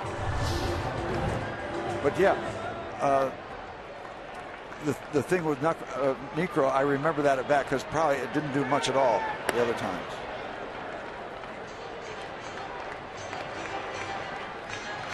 All right, you're gonna do it. Eat it, sleep it, walk it. Becomes part of your spirit. Yep. That's quite a price to pay. Until it floats into the bloodstream. A fairly close play, but the ball was dropped at first base. A good friend of mine, Wilbur Wood, was told by Harry Walker in 1965, your stuff is short. You got to come up with a trick pitch. And Wilbur Wood got the knuckleball, got it right, and made a lot of money. Won a lot of ball games. Started both ends of a doubleheader. And Chuck Tanner always tells the story. He called Wilbur Wood in the offseason and said, Wilbur, you want to make a lot of money? He said, I'm going to run you out there all the time. He started like 40-some games one year. the White Sox. Tanner was the skipper of that White Sox team. This ball hit high in the air, but it's going to slice out of play. Had home run distance just above the Clemente wall, but foul by several feet.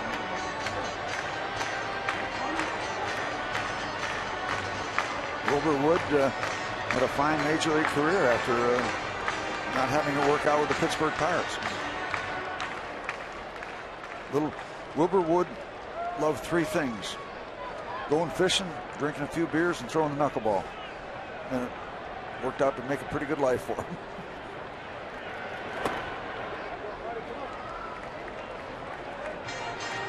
Good guy, Will. You'd like him. He's a good person. I've heard the same thing said about Phil Niekro. Joe, brother Joe. Joe, yeah. Tim Wakefield, of course, we know his ball's bounced to short. Going to get one. Reyes tosses to Tollison. And 2 outs. Alvarez had actually grounded to Laurie, who was shifted over into shallow right to start the inning. Gabby Sanchez walked, and now Marte bounces out 6-4 on the force. Here's Tony Sanchez. You don't know when to start the swing and where to start the swing, so you get those awkward last half second swings at it, just because you don't know quite how to approach it.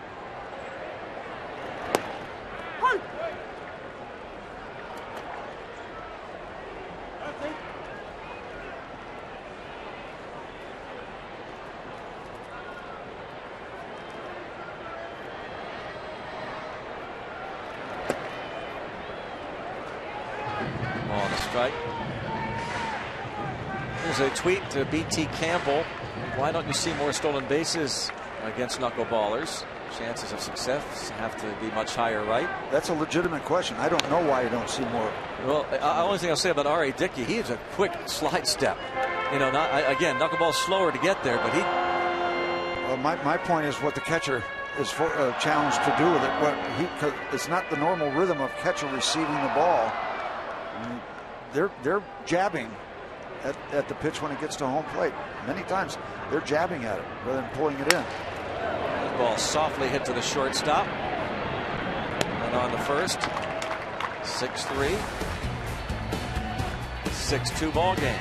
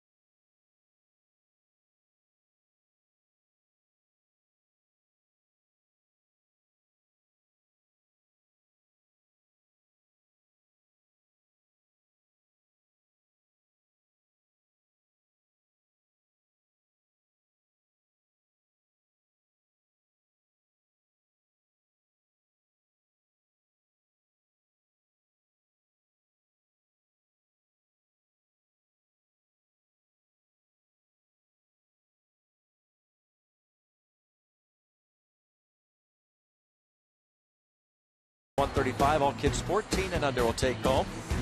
A Jason Grilli replica alternate jersey thanks to Chevrolet. That's tomorrow, and we see our AT&T fan photo. A couple young Bucco fans wearing their fedoras. And there's tweet Alex Glore sends, the youngster. These guys might be at Kids Sunday tomorrow. Yeah. Janet McMillan sent that tweet, our AT&T fan photo. Shots from the ballpark and the fedoras. Bench are really decked out. Pirate garb.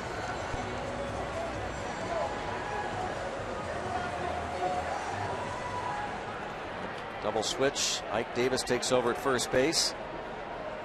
Jeanmar Gomez is now on the mound. Little hit in Gabby Sanchez's spot. Then Mazzaro goes a couple of innings and gives up a run. The bomb to Batista.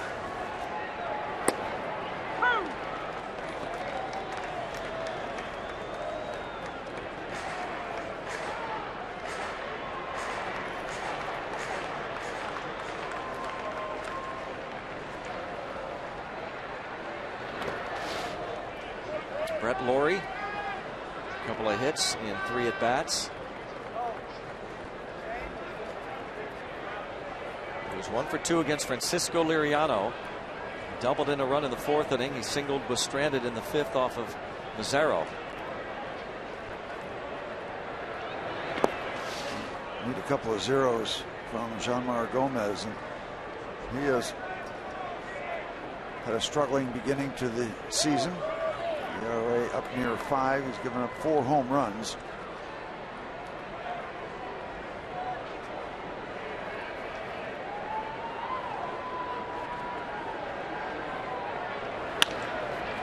Shortstop Barmes throws out Lawrie.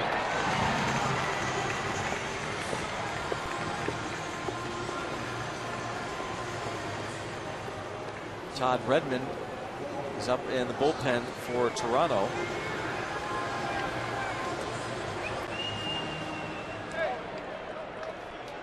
We wonder how much more we are going to see of R.A. Dickey. He was not a happy Toronto Blue Jay pitcher when he got to the dugout after the last inning, although he put up a 0. High fly ball to right. Josh Harrison will put it away. 2 outs. Colby Rasmus flies out to Harrison for the 2nd time tonight. Here in the top of the 7th inning, Jeanmar Gomez gets a ground out and a fly out, and then they'll face Steve Tollison.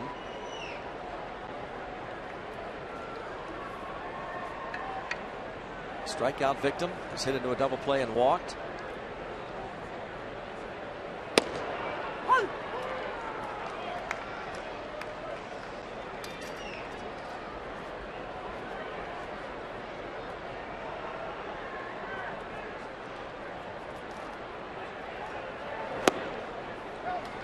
Two.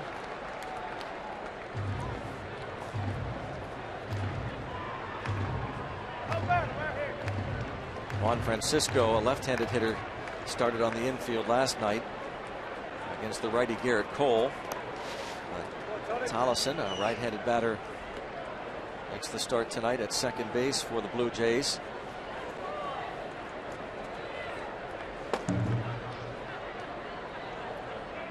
He has been pacing. Checking those nails, Steve. Yep. You know, these guys that throw the good knuckleballs have a good manicurist.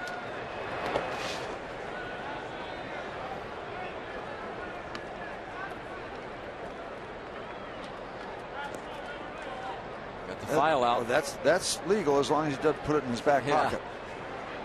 Uses it for the fingernails, not the baseball. Yep. Joe Niekro got caught in the game. Very popular video from years back. They wanted to see what he had in his pocket. He just kind of flipped it out on the grass, thinking they might not see the exchange. Talking about the transfer, nail file from the pocket. That's illegal.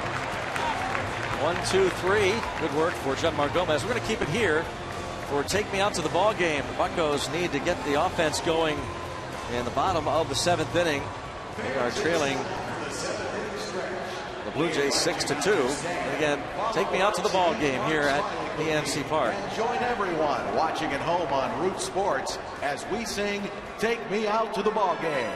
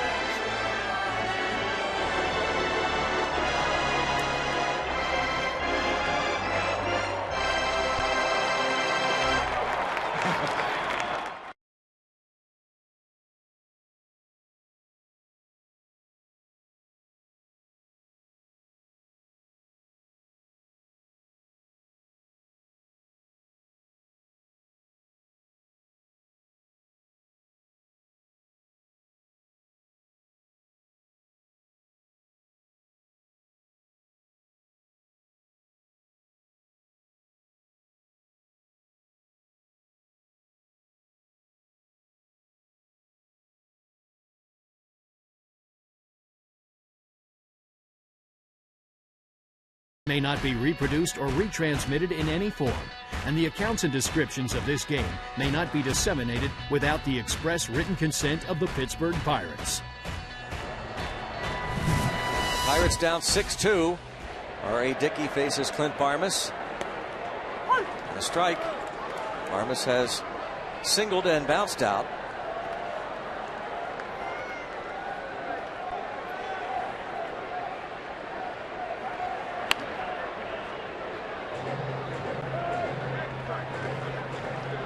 Two.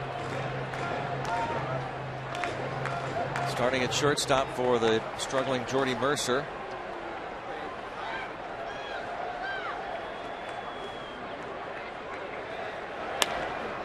Fly ball toward left center field. Clint Barmas to the gap in left center field. Leads off with a double.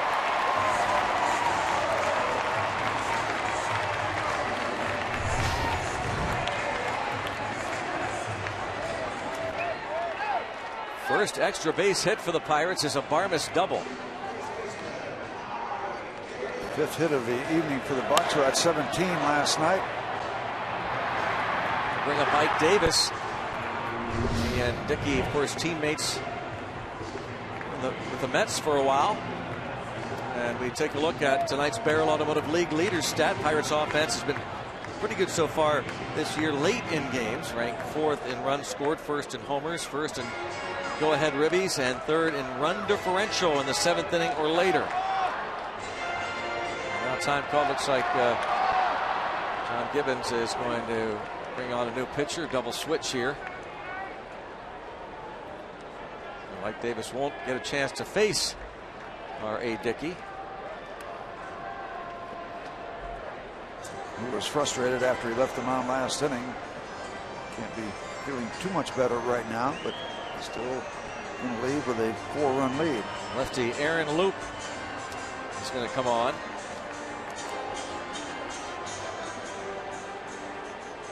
I'll tell you about the other switch when we come back. Pirates trailing 6-2.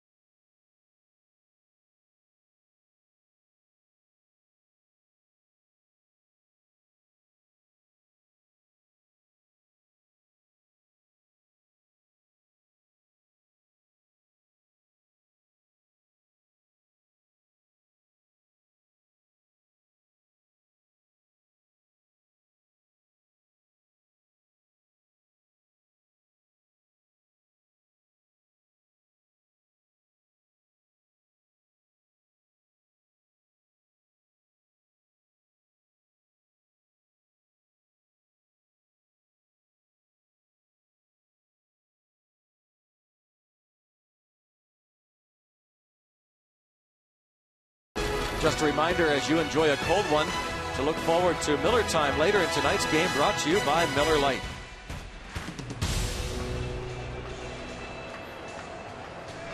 Chris Getz takes over at second base. He'll hit in the 9th spot of the order. That'll be due up second next inning. And the new pitcher is the lefty Aaron Loop. Impressive number there is 13 innings, 13 and a third, giving up just 3 hits. Well, you won't see that there, but just 3 hits given up. Get an indication by the opponent's batting average, 0.73.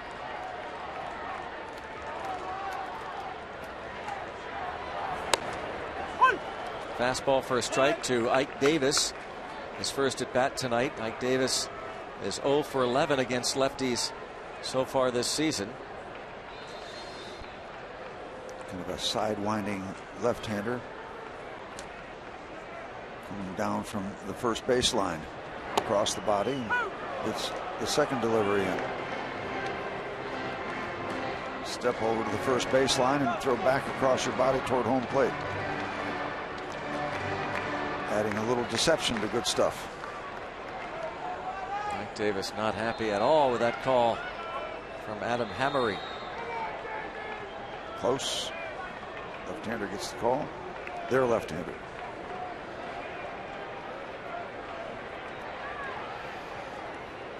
You see the step toward the first baseline. And back. Bounced over the mound. Second baseman. The new second baseman gets. Well, pulls Encarnacion off the bag momentarily, but Encarnacion got back. Marvis at third.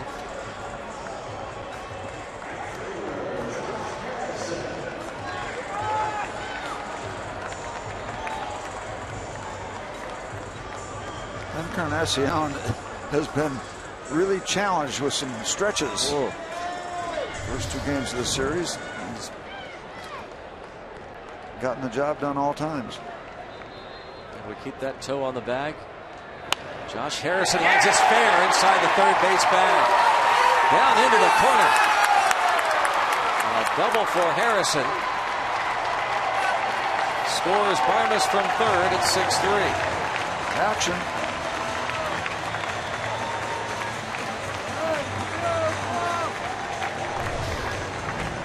Didn't waste much time.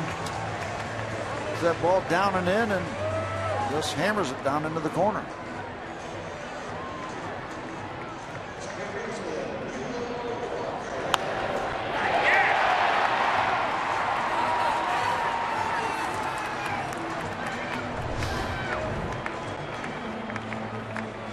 Double for Jay Hay.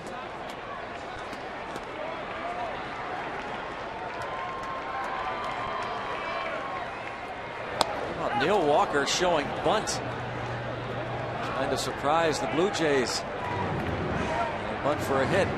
Came up empty. The conversation you had with him, Steve, about how he works different. Now, this is not a shift at all. It's just a pretty regular defense.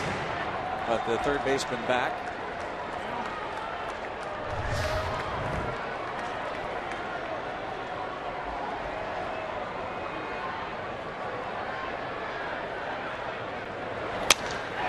Center field, a broken bat single from the right side. Harrison had to wait to make sure it got into center. Action.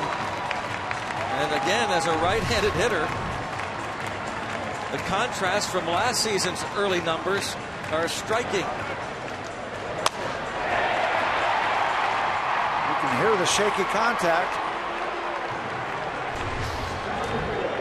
Josh Harrison did not read that ball very well because it was hit off the bat. Again, being sure, going to be doubled off, and Andrew McCutchen coming to the plate. R.A. Dickey back in the dugout. He gives up 3 runs in 6+, and here comes John Gibbons again. The left-hander with such good numbers in terms of hits against innings pitched. Retires his first batter and then gives up 2 straight knocks. That's Pete Walker, by the way. That's not Gibbons. The pitching coach, Pete Walker. So they're not going to make a change. They're going to let the lefty apparently face McCutchen, which is a little bit surprising. They've got a right-hander up, but just up recently. I wonder if they'll try and buy some time here. That could be part of it because it doesn't match up, with the quote book. Lefty against a terrific right-hand batter.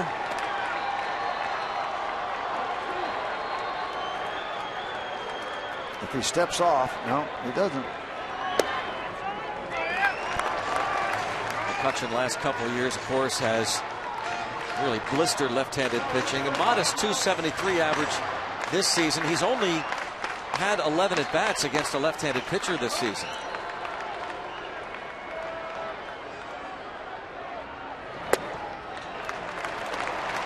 Well, he once the lefty in there anyway with Pedro Alvarez on deck.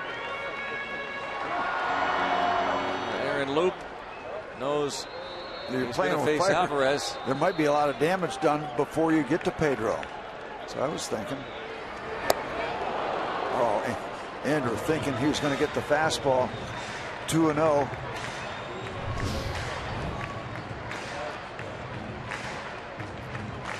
And you know, every hitter that has come up through a minor league system has gotten to the big leagues many times, most of the time by getting 2-0 fastballs. Doesn't happen up here as much. 3-1. What a big pitch this will be. Down 3. Bottom of the 7th. Facing a left-handed pitcher. Harrison doubled in a run. He's at third. Walker singled. He's at first. Pedro Alvarez on deck. But a big 3-1 pitch here. What will Loup feature? Walked him. They're loaded for the big bull.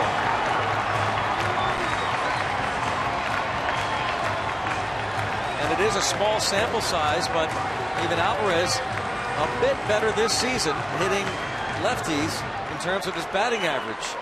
Hitting .227 against left-handed pitching, 5 out of 22, and 2 of his 7 homers against lefties. Well, last night it was Sergio Santos, the right-hander, who served up this game-tying 9th inning home run, the 2-run shot by Alvarez. And everybody in this ballpark knows what he did last night. Everybody knows.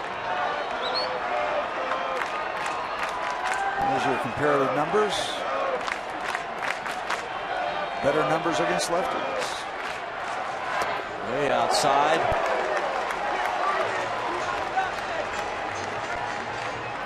Aaron Loup got Ike Davis to bounce out to second, but then Harrison promptly ripped a double down the left field line. Walker, a broken bat single off the end of the bat, and McCutchen walked on the 3-1 pitch. And coming into this, 13 innings, 8 walks. He has had control issues. Wow, a big hook.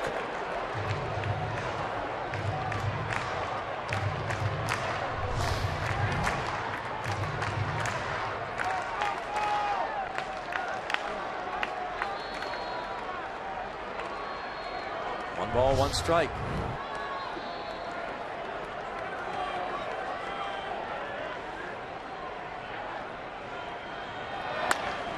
To first. They're not going to get the double play. They will get one. The Pirates will get a run.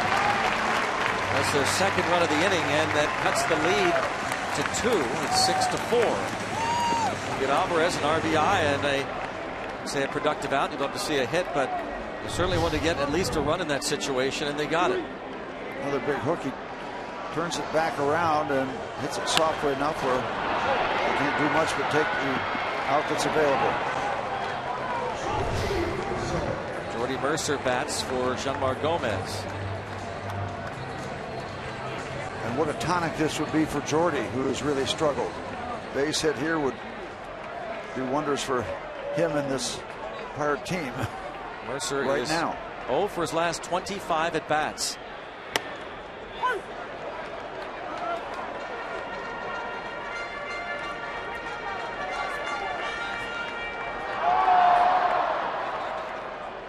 He's 1 for 3 as a pinch hitter this season.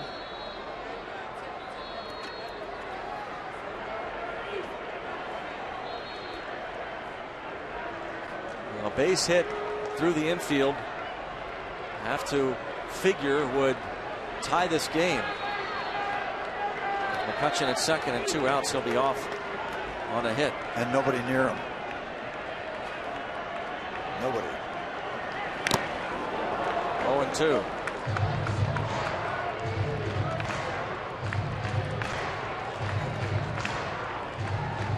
Mercer in the hole. No balls, 2 strikes. Pirates have scored twice here in the 7th. Now trail 6-4.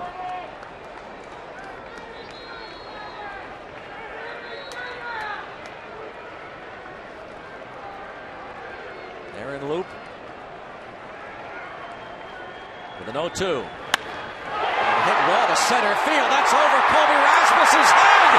Jordy Mercer me has doubled Will to tie this game in the 7th inning, ending his hitless string and knotting this thing up at 6 apiece.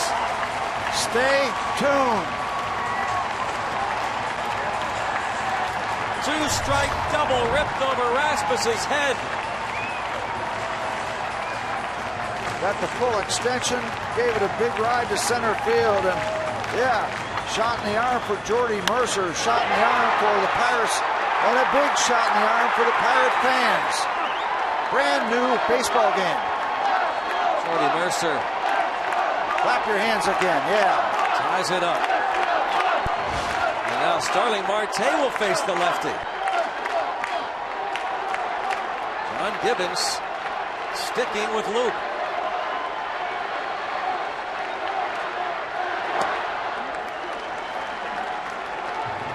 Ball 1 on Marte, who's 0 for 3 tonight.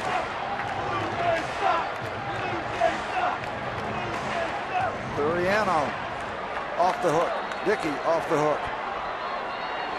31,439 on hand tonight. Is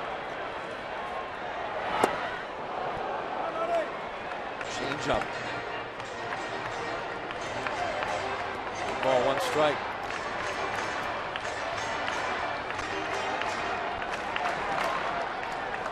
mentioned earlier about the vulnerability of this Toronto Blue Jay bullpen. Saw it last night, seeing it again tonight. Almost hit Marte. How it didn't. He's a stunner. 94 miles per hour. Somehow. And that's that diet he's been on. Pull that stomach in.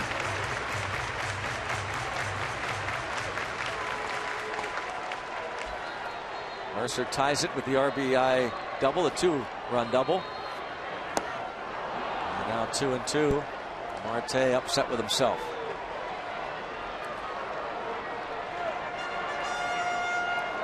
We have to give Jordy Mercer a tip of the fedora tonight, for sure.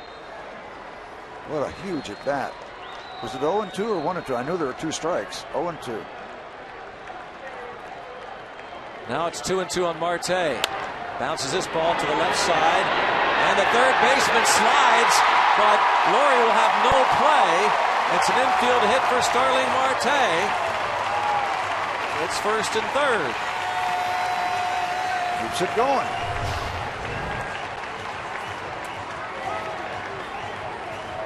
That was going to be trouble anyway with Marte's speed. Once he got down on the ground, that was it. Jordy doesn't go too far around third base, and the Pirates stay alive. Certainly once he leaves his feet, he's got no chance. Yep. If he's kept his feet, rather than going into the slide, maybe a shot. But now it's first and third, and the 9th man to hit in the inning, Tony Sanchez, with 2 outs. Sanchez 1 for 3. Way outside as Tolley made the save. So far, you got yourself a wild and woolly series between the Pirates and the Blue Jays.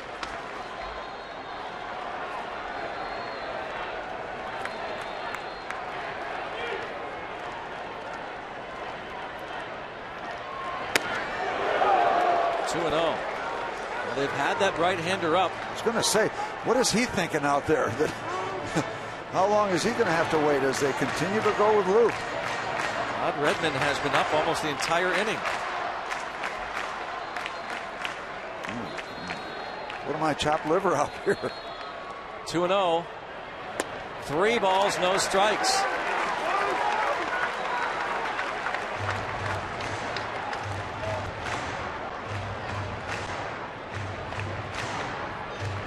Barmes started this off with a double off of R.A. Dickey, who cannot win it. Takes a strike.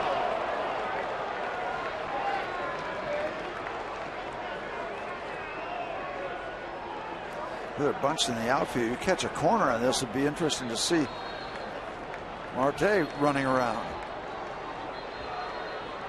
Giving both corners away. Now 3-2.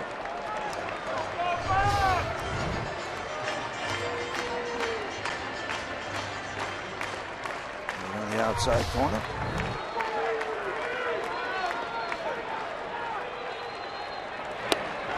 He struck him out, but the Pirates get up off the deck again. They score 4. It's a brand new ball game as the bench reacts to the Jordy Mercer 2-run double. 6-6.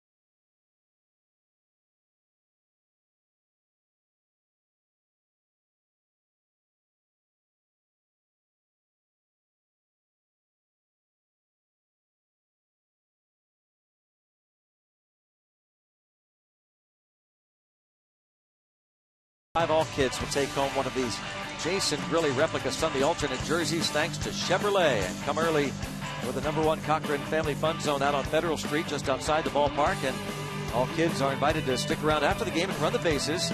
Presented by Kennywood. For tickets, go to Pirates.com. Kids Sunday tomorrow. Kids are having fun watching their Buccos rally again to tie it at 6. Ryan Morris takes over. Liriano went 3 2/3 innings. Gave up 5 runs, 4 earned. It's been Hughes, Mazzaro, Gomez, and Morris since.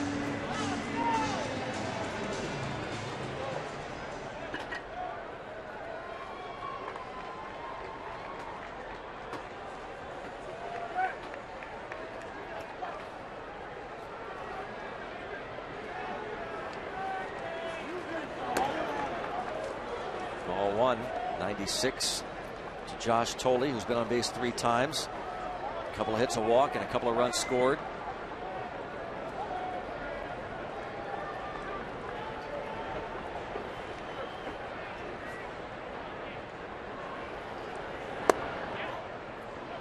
Didn't get that call. 2-0.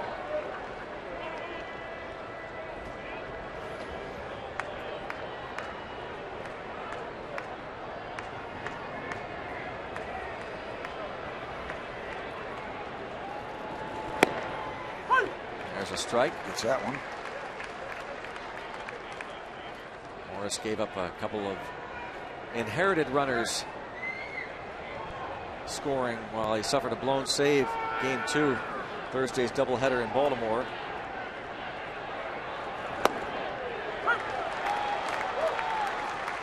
And a 6-mile-an-hour fastball from Brian.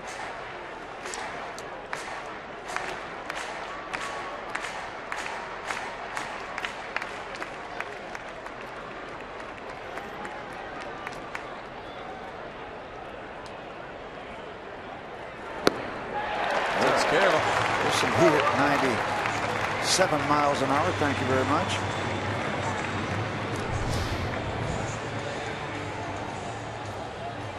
Right there.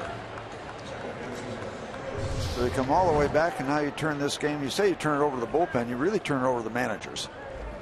What kind of moves they're going to make, how they're going to handle their bullpen, how they're going to handle their bench. Possible running situations, possible sacrifice situations. Wow. Got a piece of him, but he offered. There's no way he should take first, should he? He offered on it. I'm going to give him a man back. Come on back. That's a strike.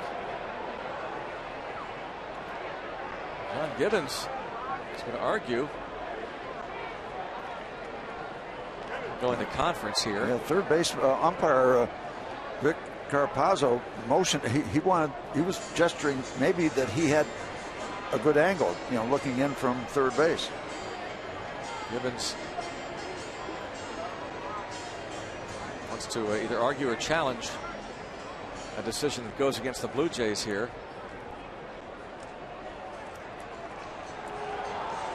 They're going to give it to him. And now Clint Hurdle's going to come out. Has to. Now Clint Hurdle can't challenge, but he can sure argue.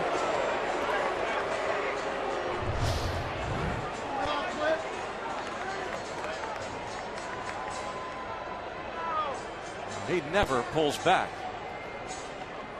Oh, I'm sorry. Yes, he did. Late. Yep. Very late, but he did. Yep. Everything was in such motion. I mean, that's.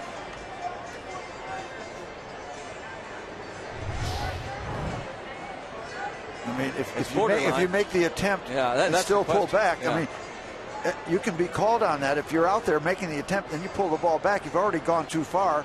It's like a swing. You swing and try to come back if you've gone too far. He's even out of the box.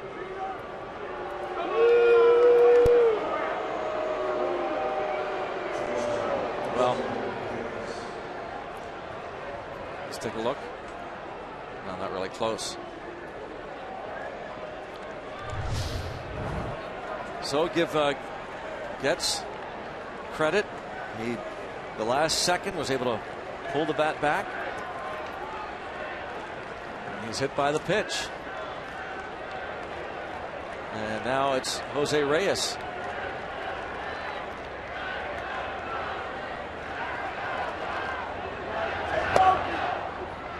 Let's hope that call doesn't come back to haunt the Pirates. The umpires went into conference. You said third base umpire Vic Carapazzo was motioning. Yeah, he was kind of convening the conference. He was waving all the umpires in.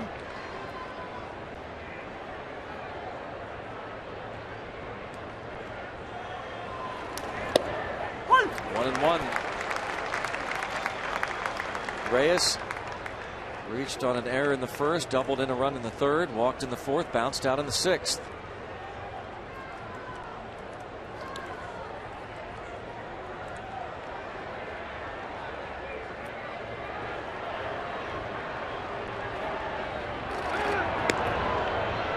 Thinking Getz might run. Which again initially called a strike. Oh no, he's Carapazzo saying, pointing toward first base. Yep, but if you stayed with that long enough, he'll call the umpires in to explain why. Yep, why he's awarding him that. And now Brian Morris turning the correct way as there was a false move towards second base. Why do you do that? Because you turn that way and you start moving the runner back in case there's a rundown. Instead of turning to first, starting the rundown with a guy going towards second, you want him going back toward first. At worst, he doesn't gain anything. Getz has excellent speed. This is a tough situation because he's got speed at the plate, possible bunter. He's got speed on first base. Challenge to Brian Morris. Keep things separated. Decent lead. Creeping. Oh, almost had it. They got him! Yes! Now we may have a challenge. Here comes Evans. Of course.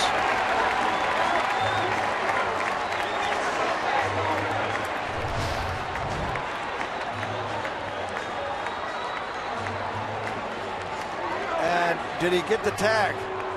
They're gonna challenge it. Now, did he go up along the arm toward the shoulder in time? Now, is this inconclusive? That's what I'm going to say. If New York decided that play earlier in the ball game, I don't think we have a chance. Come on, you're right.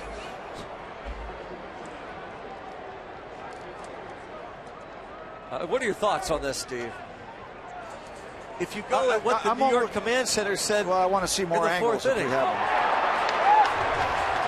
The fans just saw a reaction, reacted to what they saw on the scoreboard. Another replay. There's no way that's conclusive there, is it? Well, he got the hand in there, and the tag is up on the shoulder. Just depends on how they see it, because the hand comes over underneath, and then the tag is up high. It's the age-old situation for an umpire. Does the hand get there before the upper tag? Here's my point. Yeah. The call in the 4th inning. Well, that was ridiculous, that call. All right. Inconclusive. They said inconclusive. Is that more conclusive than the play in the 4th inning? Not what I've seen. I've seen 2 angles, and I can't see it being conclusive. And they called him out.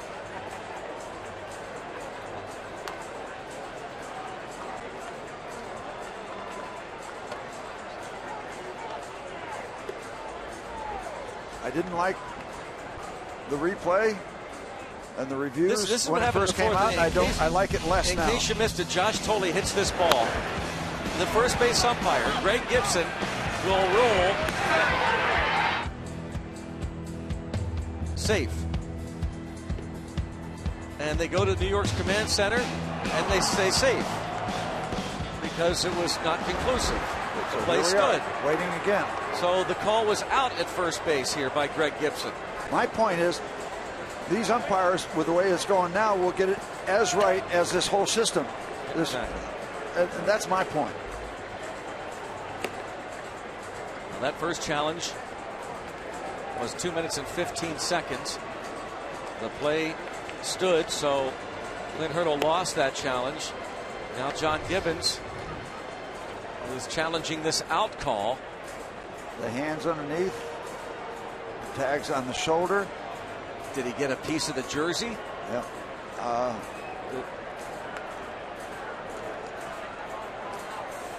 I think this has got a chance to be called safe because of where the tag is. Again, that doesn't make sense then. That makes no sense. I know. Compared to that 4th inning play. They're going to be consistent.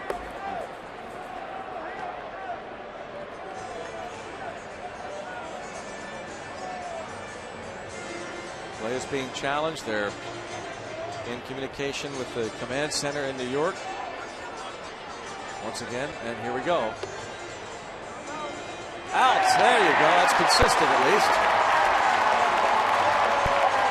Well, I'd already marked a pickoff. Play stands.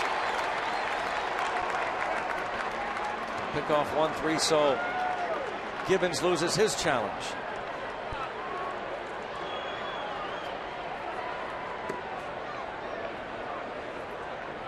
And 2 outs. And a big pickoff it is with that speed of Getz. Tie game in the 8th inning. Absolutely. 1 ball, 1 strike now on Reyes. Now, do you like replay anymore? I didn't like it in the beginning. I railed against it when I heard about it. And I was told, get in touch with the Times. Yeah. Which has some validity, not necessarily in this case. 2-1 on Reyes.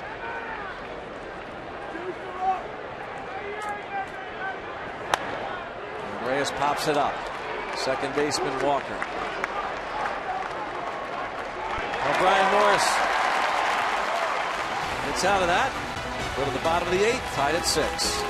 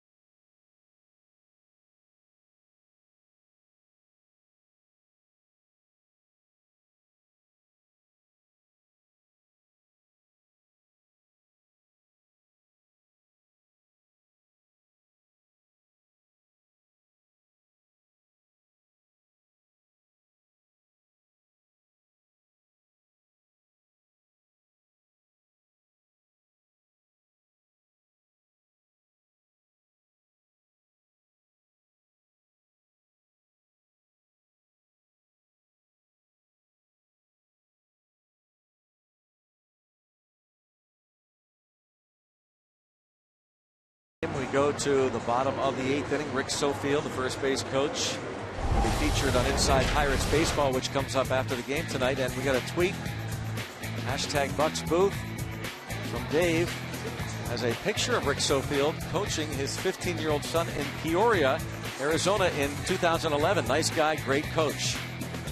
Thanks for that photo, Dave. Rick Sofield, popular first base coach for the Pirates and a former #1 pick of the Twins back in 1975. The new pitcher is Todd Redmond. Finally gets in. He's been warming up, loosening up in the Jays bullpen forever.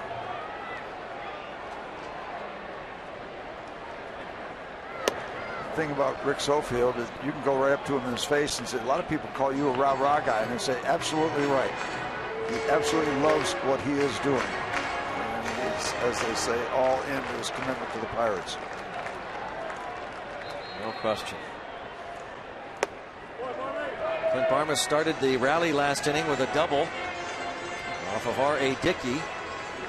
Pirates scored 4 to tie it.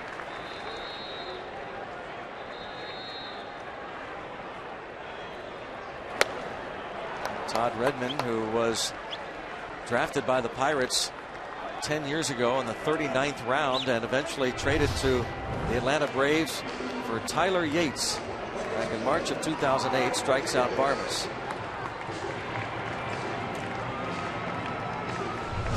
And we'll get the Toronto shift here with Ike Davis coming up. Okay, Cabrera gonna pick up some laundry.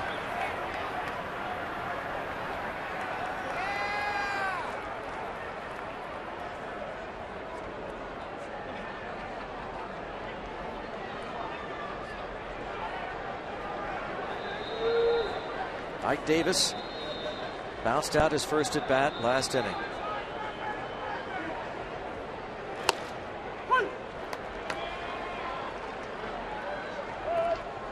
See, it's starting to rain here. You should be used to that. Oh yeah. 1-1 on Davis. Let me just get Ike to hit the ball over the fence and see what happens. Dribbler. That's base hit. Yes, it is. An infield single for Ike Davis. A swinging bunt with Reyes, the only man on the left side of the infield. That's how you beat that shift, right? Yep. Again, stay tuned after the final out. We take you on the field and inside the clubhouse. Game reaction for the team, Clint Hurdle and our Root Sports analysts. Pirates post game presented by Allegheny Health Network, coming up after the game on Root Sports.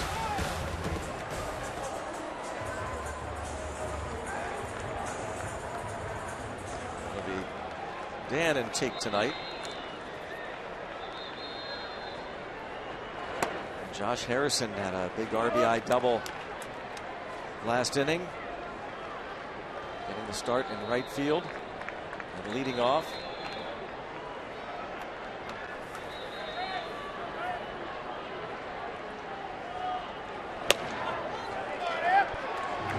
As Tommy Sant would say, they're sprinkling the infield. Light drizzle, very light drizzle. 2-0. Harrison could turn on a fastball. He's got to catch a lot of gap to get Ike all the way around. Out of play.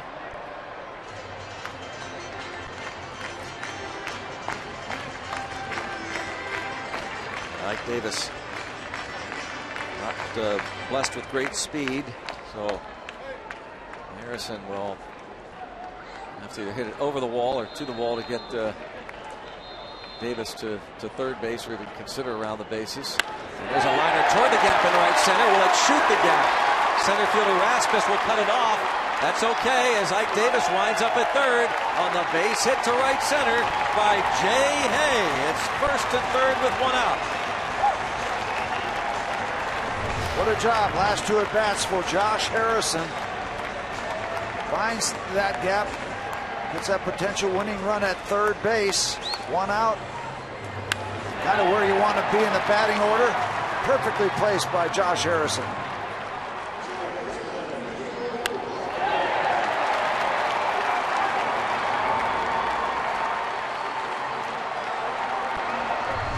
First and third. The potential go-ahead run is 90 feet away, and Josh Harrison with a two-hit night. 31,439 came out tonight to brave not a great forecast. Cool evening. It was 61 degrees at game time, and now they're experiencing some rain, and it's starting to get heavier as we speak. See if Walker can find a way to get Ike Davis in. Ball one off speed pitch. Walker singled and scored last inning. He walked in the fifth. Well, he is really picking up now. Wow. And everybody's scrambling for cover. It's a downpour.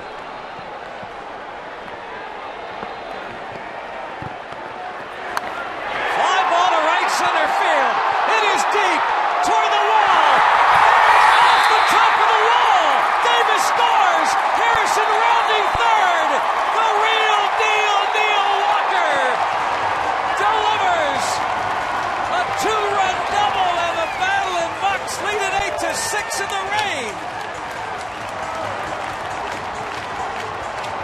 A lot of height, a lot of distance, and a lot of speed scoring from first base. Pirates trying to prove that you can come back from a three-error early part of the ball game and grab it away from the Jays. This close to being a three-run homer on the Allegheny Health Network Super Bowl. You try to wedge another one in like you did last night. Yeah, that was wild. How about that? The Super Bowl with the rain, huh? Last night, Walker wedged the ball between the padding and the fence for a double. A great shot. The Super Bowl. That looks like a portrait. Pirates now lead at 8-6. And then this inning has to complete for it to be official. In case it gets worse and worse and worse.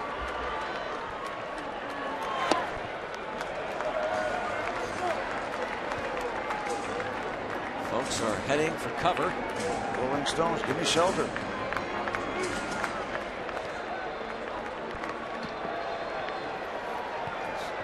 It's still coming down, not as intense as it was about 3 minutes ago.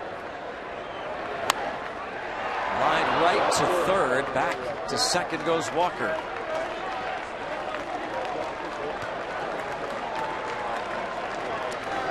Two outs. Alvarez will look to try and get Walker home. As you saw Mark Melanson closing games with really on the disabled list getting ready.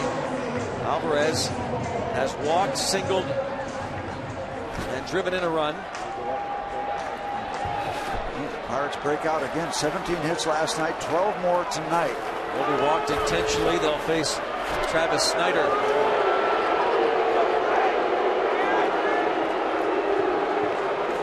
Shojar barrel league leaders of the Pirates have been seventh inning or later among the best in baseball, and the Pirates have scored 6 runs seventh inning or later so far.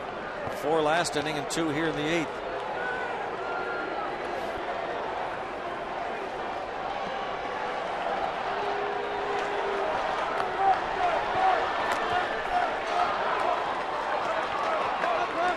Snyder will pinch hit for Brian Morris.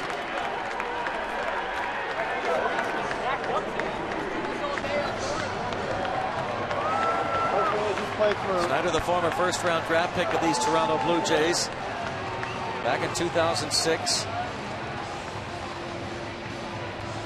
And how about this inning starting, Greg, with that little kind of check swing, little roller infield hit by Ike Davis.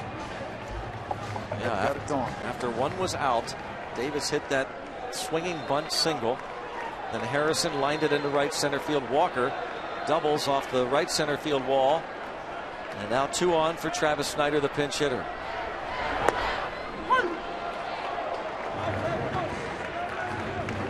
And it appears that that was a passing shower. Hardly raining now. Good news.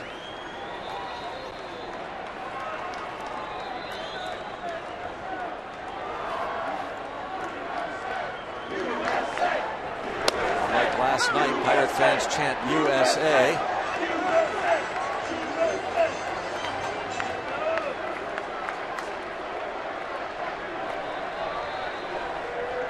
Two on Snider.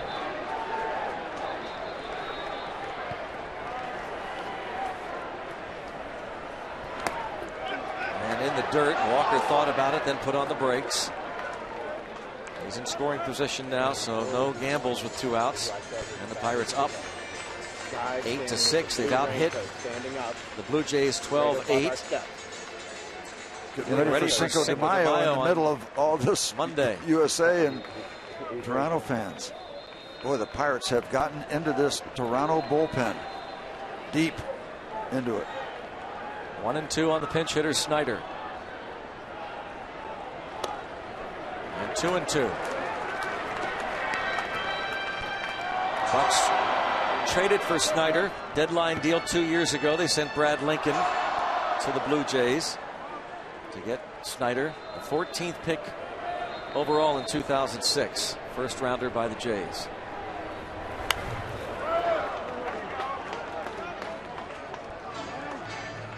And tonight, Clint Hurdle does not use Snider or Tabata in right field. Instead, he goes with Josh Harrison, who had good career numbers against R.A. Dickey, and looking for a bit of a spark now at the top of the order, with Marte being dropped down to the 6th spot. So Josh was 0-3 against Dickey, but the minute Dickey left, he got hot. Hit off Loop, hit off Redmond.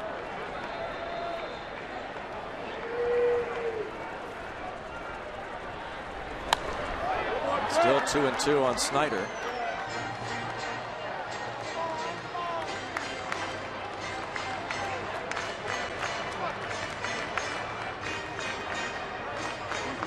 Tomorrow the Pirates will see a right-hander, Dustin McGowan, who will oppose Edinson Volquez in the series finale.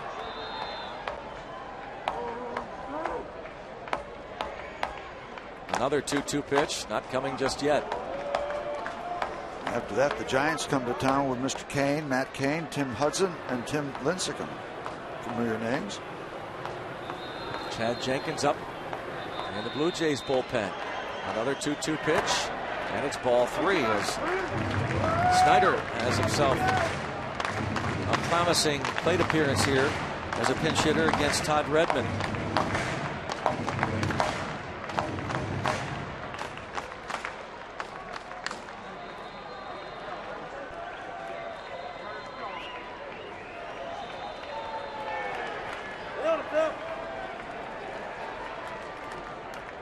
Runners will be off on this pitch.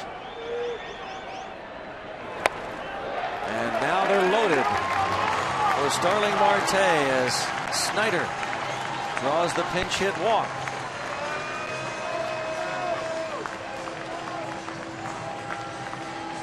Well, looks like that's going to be it for Todd Redmond. John Gibbons is going to the pen again. Bucks lead 8-6 and now look to deliver a knockout punch.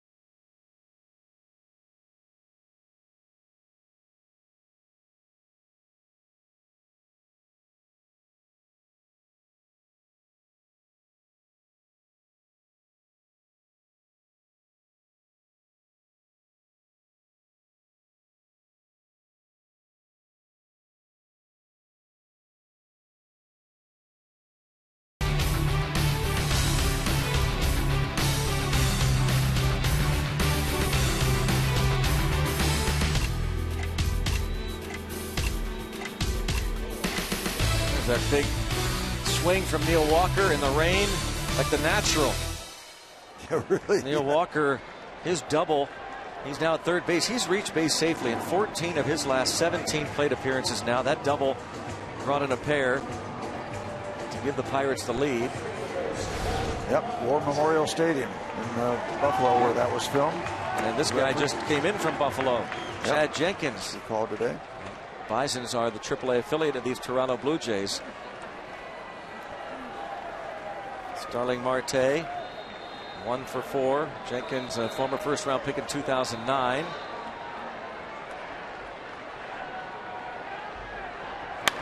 Line drive caught by Encarnacion. They had him played perfectly. Marte lines out, but the Pirates lead it 8-6.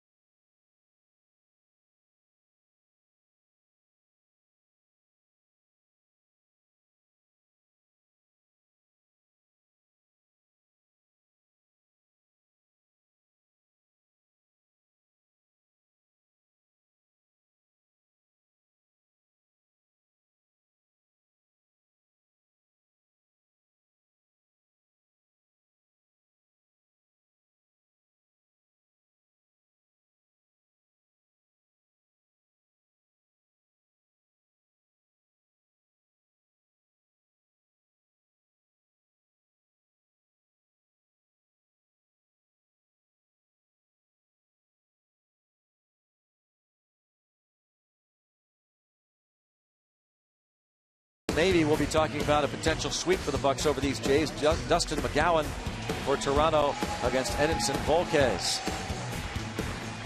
Tomorrow, this series concludes. Well, once the Blue Jays are out of town, we will root for them because a good organization. Tim Leeper, their first base coach, a former Pirates minor leaguer, and the guy on your right there is Tony LaCava, the vice president of baseball operations, an Oakmont guy who still lives here and spent some time in the Pirates minor league system. He was a Central Catholic ball player, played at Pitt. And he and Mike Berger and Danny Marino, all good buddies. Yep. So we do wish Tony LaCava the very best after these Jays leave town. That's right. For sure. And they are going to Philadelphia, by the way, for a home-and-home interleague series, 2-2. As Mark Melancon comes on to try and save it. And we hope for the very best for Mark Melancon tonight. Let this Pirate team come back and take this ball game away from the Jays when they were down early in this game 5-0 and had committed 3 errors. It looked like a terrible evening for the Pirates, but it could have a happy ending. A lot to overcome when you think about it. The shaky start by Liriano, the errors. Despite the fact they've scored 8, collected a dozen hits, they still have left 10 on, and that replay challenge that went against them, it did even out as it turned out. Melky Cabrera, the heart of the order, far from over. Melancon has his work cut out for him. And you'd like it to be a happy ending for Tony Sanchez. You talked about a long night for the Pirate catcher.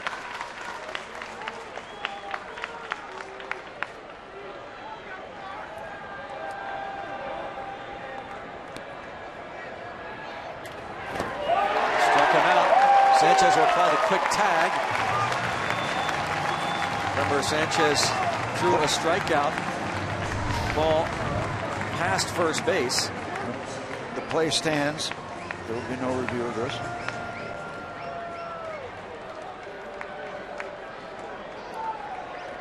Tony Sanchez battling back there behind the plate, as Steve said, blocking that pitch, and the strikeout recorded.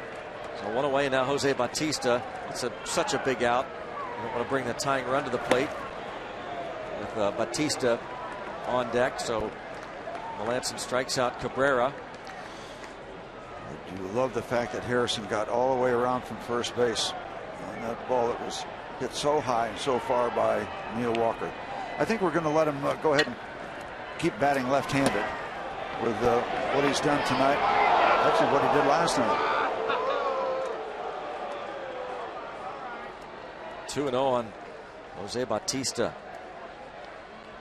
A home run in the 6th inning had given Toronto a 6-2 lead.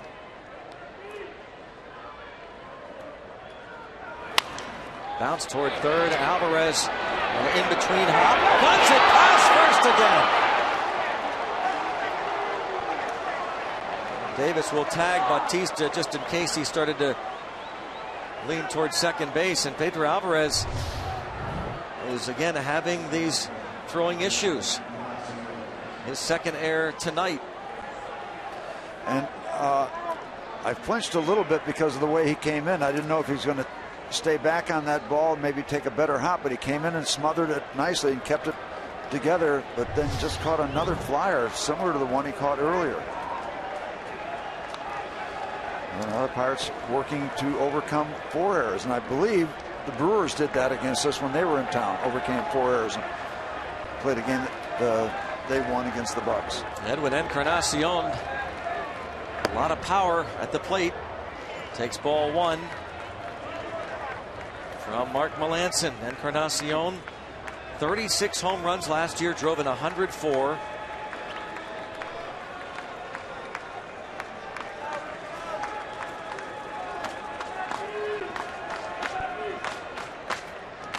Encarnacion 1 for 4 in previous matchups against Melancon. Falls behind 2-0. Mark looking for his first save. He wanted time, didn't get it. It's 2-0.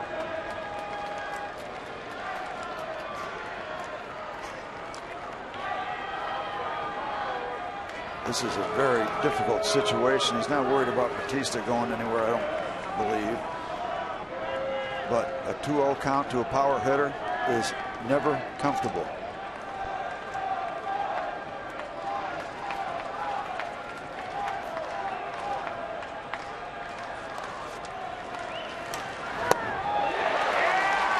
Two and 1. And Encarnacion. Melancon's last save was September 15th last year against the Chicago Cubs. The perfect cutter. That's a perfecta. He saved 16 games last year. Really on the disabled list. He finished with a 1.39 ERA in his second season with the Pirates. And they want that cutter again. Yep.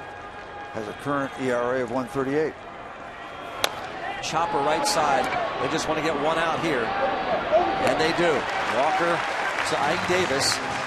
And one out away from another improbable comeback over the Toronto Blue Jays. And you are on the other side of Encarnacion. Edwin. And Edwin bounces out. Check things up. Encarnacion. With Brett Laurie coming to the plate. Not saying Brett Laurie can't hurt you, but he doesn't have the power numbers certainly that Encarnacion has. Not in terms of his career, but Laurie does have 6 home runs this year and 21 runs batted in.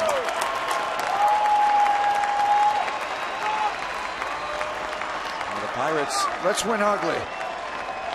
Scoring 8 runs in 5 2/3 innings against the Toronto bullpen the last 2 nights. 13 hits, the Jays relievers giving up in 5 2/3 in those 8 runs. Melancon, is he all right? He wants to talk to Barmas.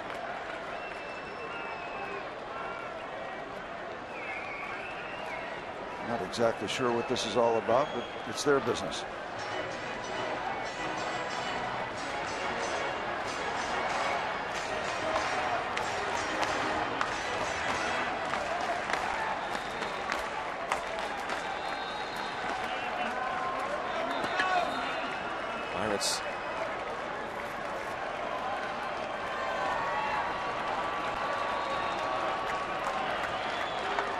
Brett Lawrie.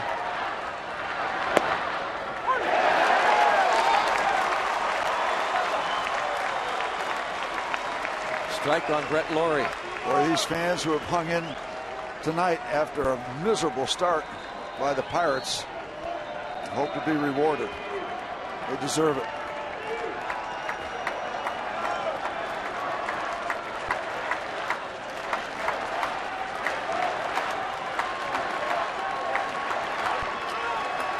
Time is called and granted.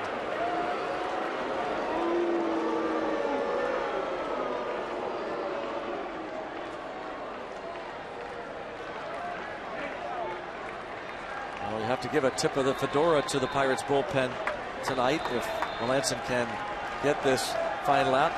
They gave up 1 run after Liriano left after 3 2/3 innings. Not over yet. 1 ball, 1 strike on Brett Lawrie. Well, last night they put up 3 zeros in innings 7, 8, and 9.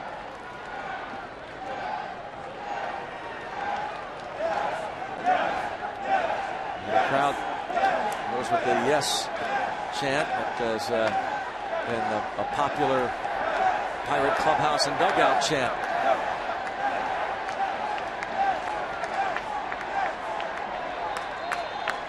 One ball, 1 strike on Brett Lawrie.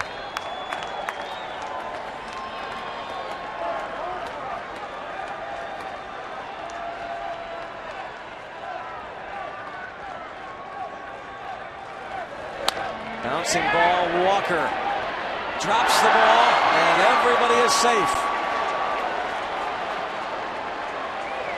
That will probably go as a base hit. Not a routine play. If he fields it cleanly, he gets Lawrie. Neal has been making that play a lot on the backhand side. It didn't happen there, and the inning continues.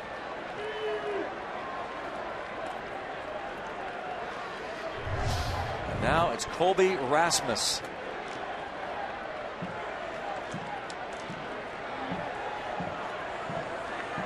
Rasmus. And this gets very dangerous. He's got 6 home runs. Yeah, he does. He's got a lot of power. 1 for 4 tonight. An RBI single in the 4th.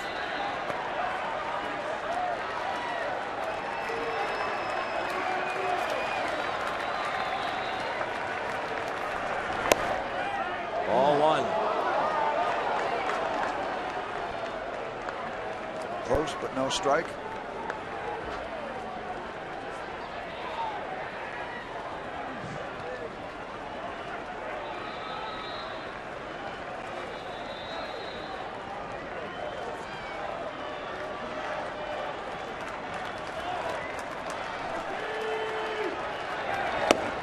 Strike 1-1.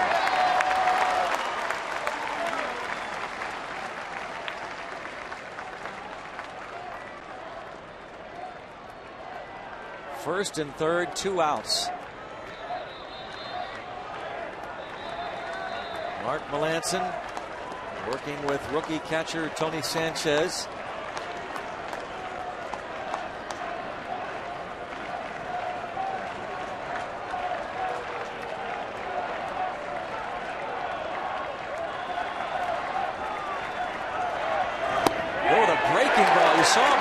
Didn't want the cutter, didn't want the fastball. Instead, they go with the curveball.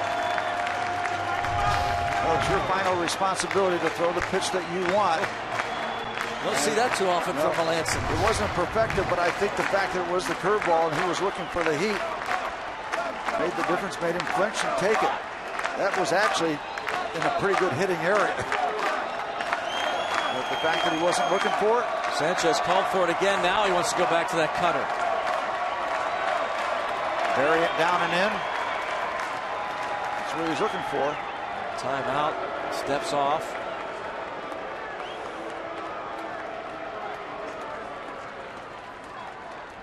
I wonder, will Melanson change his mind? Does he still want the cutter? Yep. Three for the slider. And if you miss downstairs, they want to bury it down underneath the strike zone.